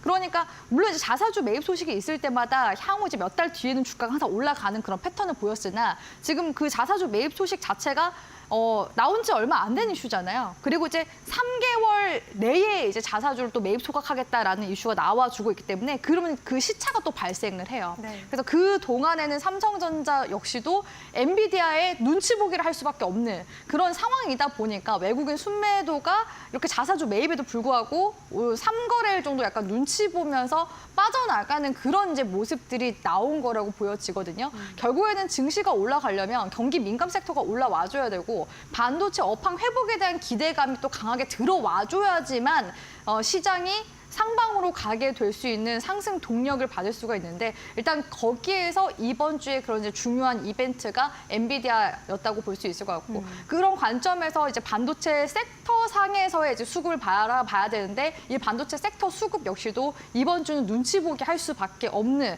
그런 지금 속에 있었다라고 볼 수 있을 것 같습니다. 그렇기 네. 때문에 우리 시청자분들이 이제 시장 흐름 보실 때 제가 계속 말씀드리는 게 코스피 지금 바닥 확인이 지금 필요한 단계예요. 아무리 뭐 증권가 쪽에서 지금 시장 뭐 저평가되어 있다, 지금 뭐 저PBR 단계다 이렇게 이야기를 한다고 한들 추세가 지금 움직임이 나오질 않고 있는 상황이거든요. 지난주부터 이제 이번 주까지 계속 보면은 오르내리락 갈 듯 말 듯 제자리 걸음만 하고 있기 때문에 답답한 움직임이 나올 수밖에 없는 그런 네. 상황입니다. 그래서 11월 달까지는 어떻게 보면은 계속 좀 시장이 간을 보는 그런 이제 모습으로 흘러가지 않을까라고 보여지고요. 대신에 이제 추세만 잡힌다면은 그때부터는 좀 방향성이 제대로 좀 잡히면서 가게 될 가능성이 높기 때문에 제가 지속적으로 말씀드리는 이 추세 전환의 여부를 우리 시청자분들이 계속 따지시면서 적극적인 매수의 타이밍을 엿보시는 게 좋을 것 같고 그리고 지금 우리 시청자분들 중에서 보면 또 현금을 또 가지고 계신 분들도 계실 거예요. 그런 분들도 당장에 물타기 막 하시기보다는 추세 잡히는 거 보면서 물타기 하시면 시장 올라올 때 금방 또 수익 전환시킬 수 있거든요. 네. 이게 어떻게 보면은 테크닉이라고 볼 수 있습니다. 그래서 우리 시청자분들이 그런 테크닉을 쓰려고 하시더라도 이 추세가 일단 가장 중요하기 때문에 전환 시점이 나올 때까지 제가 계속 어차피 브리핑 도와드리니까 제가 계속 말씀드리는 전략 귀 기울여 들으시면서 네. 같이 함께 시장 방향성 잡아가시면 좋을 것 같습니다. 네, 파트너님께서는 원래 계속해서 좀 추세는 좀 지켜봐야 된다고 예전에도 말씀해 주셨었고 지금 시장이 녹록지 않은 것은 계속 강조를 해주신 바 있었거든요. 사실 이제 시장이 어려워서 지금은 철저하게 좀 종목별로 좀 접근을 해봐야 할 시점인 것 같습니다. 내일 시초가 공략주는 어떤 종목 좀 보고 계실까요? 시장이 좋지가 않고 지금 뭐 수급도 다 비어있는 상황이잖아요. 네. 불확실성 속에서 또 올라가는 그런 섹터들이 뭐가 있을까라고 생각을 해본다면 경기 방어주를 꼽아볼 수 있을 것 같아요. 대표적으로 경기 방어주라고 한다면 최근에는 통신 관련주들 들어볼 수 있을 거고요. 내지는 필수 소비재, 식품주도 마찬가지입니다. 그래서 식품주 같은 경우에는 뭐 올 상반기 K푸드에 대한 열풍도 있었지만 여전히 또 수출 모멘텀을 타고 있는 그런 섹터이기도 하거든요. 그래서 오늘은 시장에서 그나마 좀 부각이 됐었던 오늘은 시장에서 두 자릿수 이상 상승률 보여준 기업들이 별로 없더라고요. 네. 그럼에도 불구하고 상승세가 그래도 긍정적으로 나왔었던 오리온이라는 과자 기업을 가지고 왔고요. 네. 이 기업 같은 경우에는 올 상반기에 그러니까 1월에서 6월 달까지죠. 영업이익률이 두 자릿수가 나왔습니다. 16.8%인데 경쟁사들 같은 경우에는 두 자릿수 이상의 영업이익률을 낸 곳이 없거든요. 거진다 뭐 잘 나와봐야 5%, 7%대입니다. 근데 이렇게 영업이익률이 잘 나타난 과자 기업 중에서는 오리온밖에 없고요.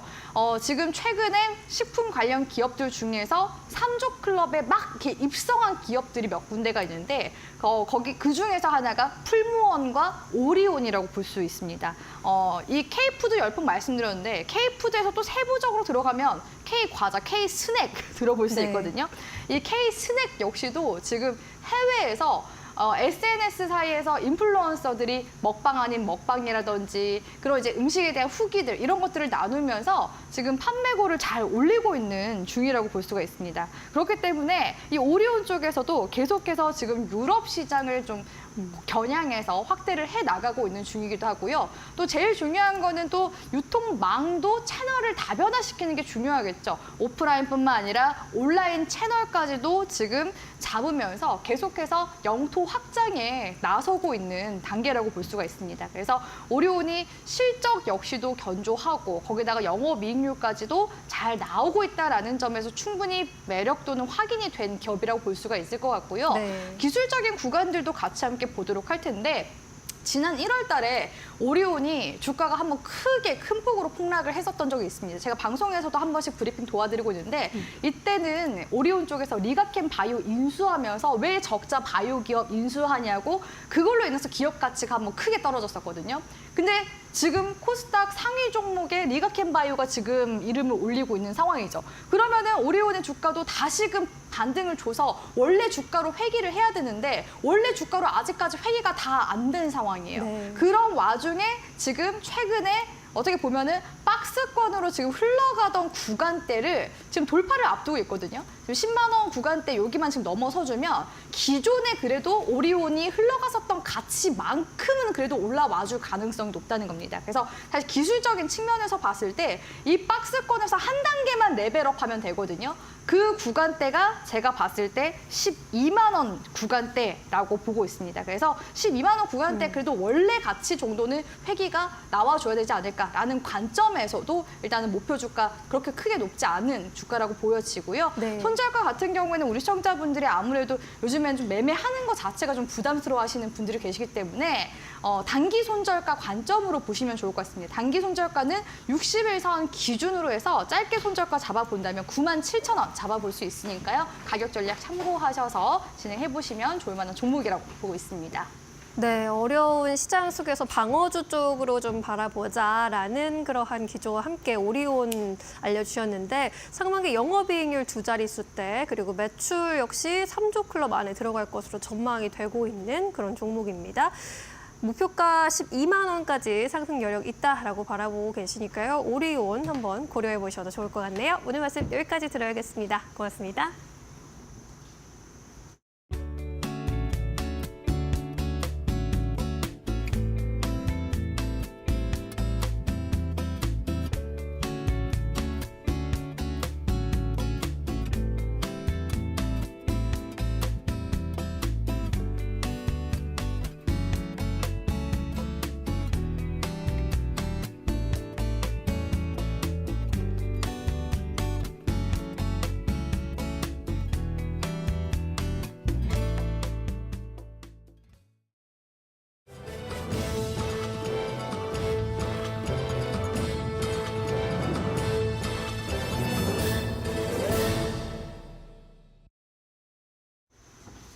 계속해서 이데일리 TV 뉴스 전해드립니다.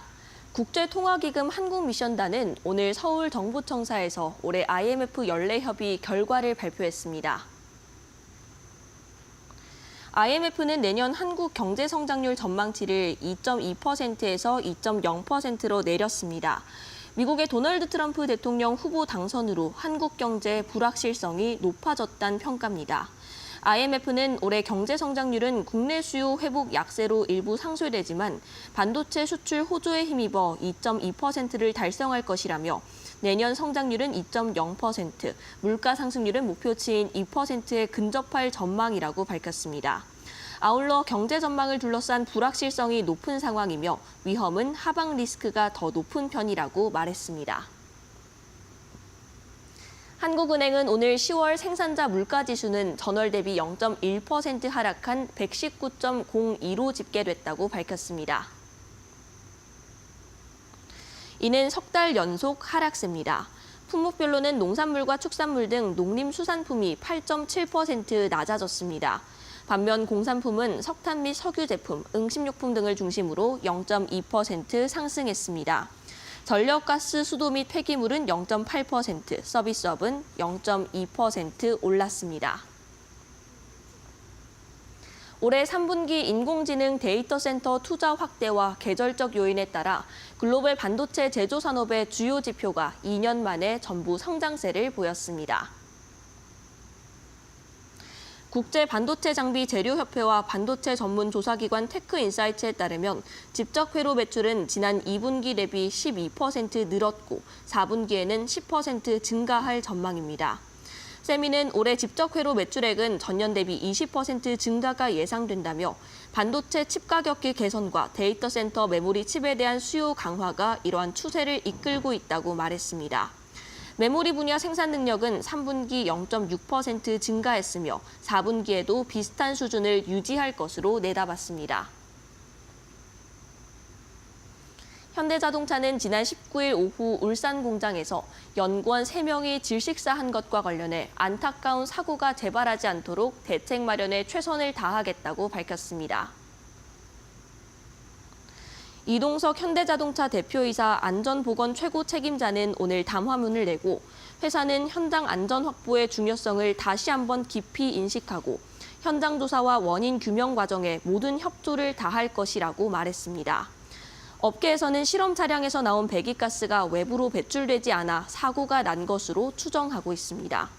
고용노동부는 현장에 근로감독관을 파견해 작업 중지를 명령하고 중대재해처벌법 위반 여부를 조사하고 있습니다. 지금까지 이데일리 TV 뉴스 전해드렸습니다. 네, 저희가 준비한 소식은 여기까지입니다. 네, 오늘 중국이 LPR 대출 우대금리에 대한 결정이 나왔는데 결국 동결로 가닥을 잡았습니다. 지난번에 한번 인하했던 만큼 이번엔 동결이 우세한 전망이었는데 결국 동결로 전망이 나온 만큼 당분간은 중국에서의 더 어떤 정책을 기대하기에는 조금 어려운 상황이 된 것 같은데요. 내일은 엔비디아의 실적이 나오게 됩니다. 이제 엔비디아의 실적이 또 다른 상승의 트리거가 될 수 있을지 함께 지켜보시면 좋겠습니다. 저희는 내일 이 시간 다시 찾아뵙도록 하겠습니다. 네, 내일 개장도 이데일리 TV와 함께해 주시길 바라겠고요. 시청해주신 여러분 고맙습니다.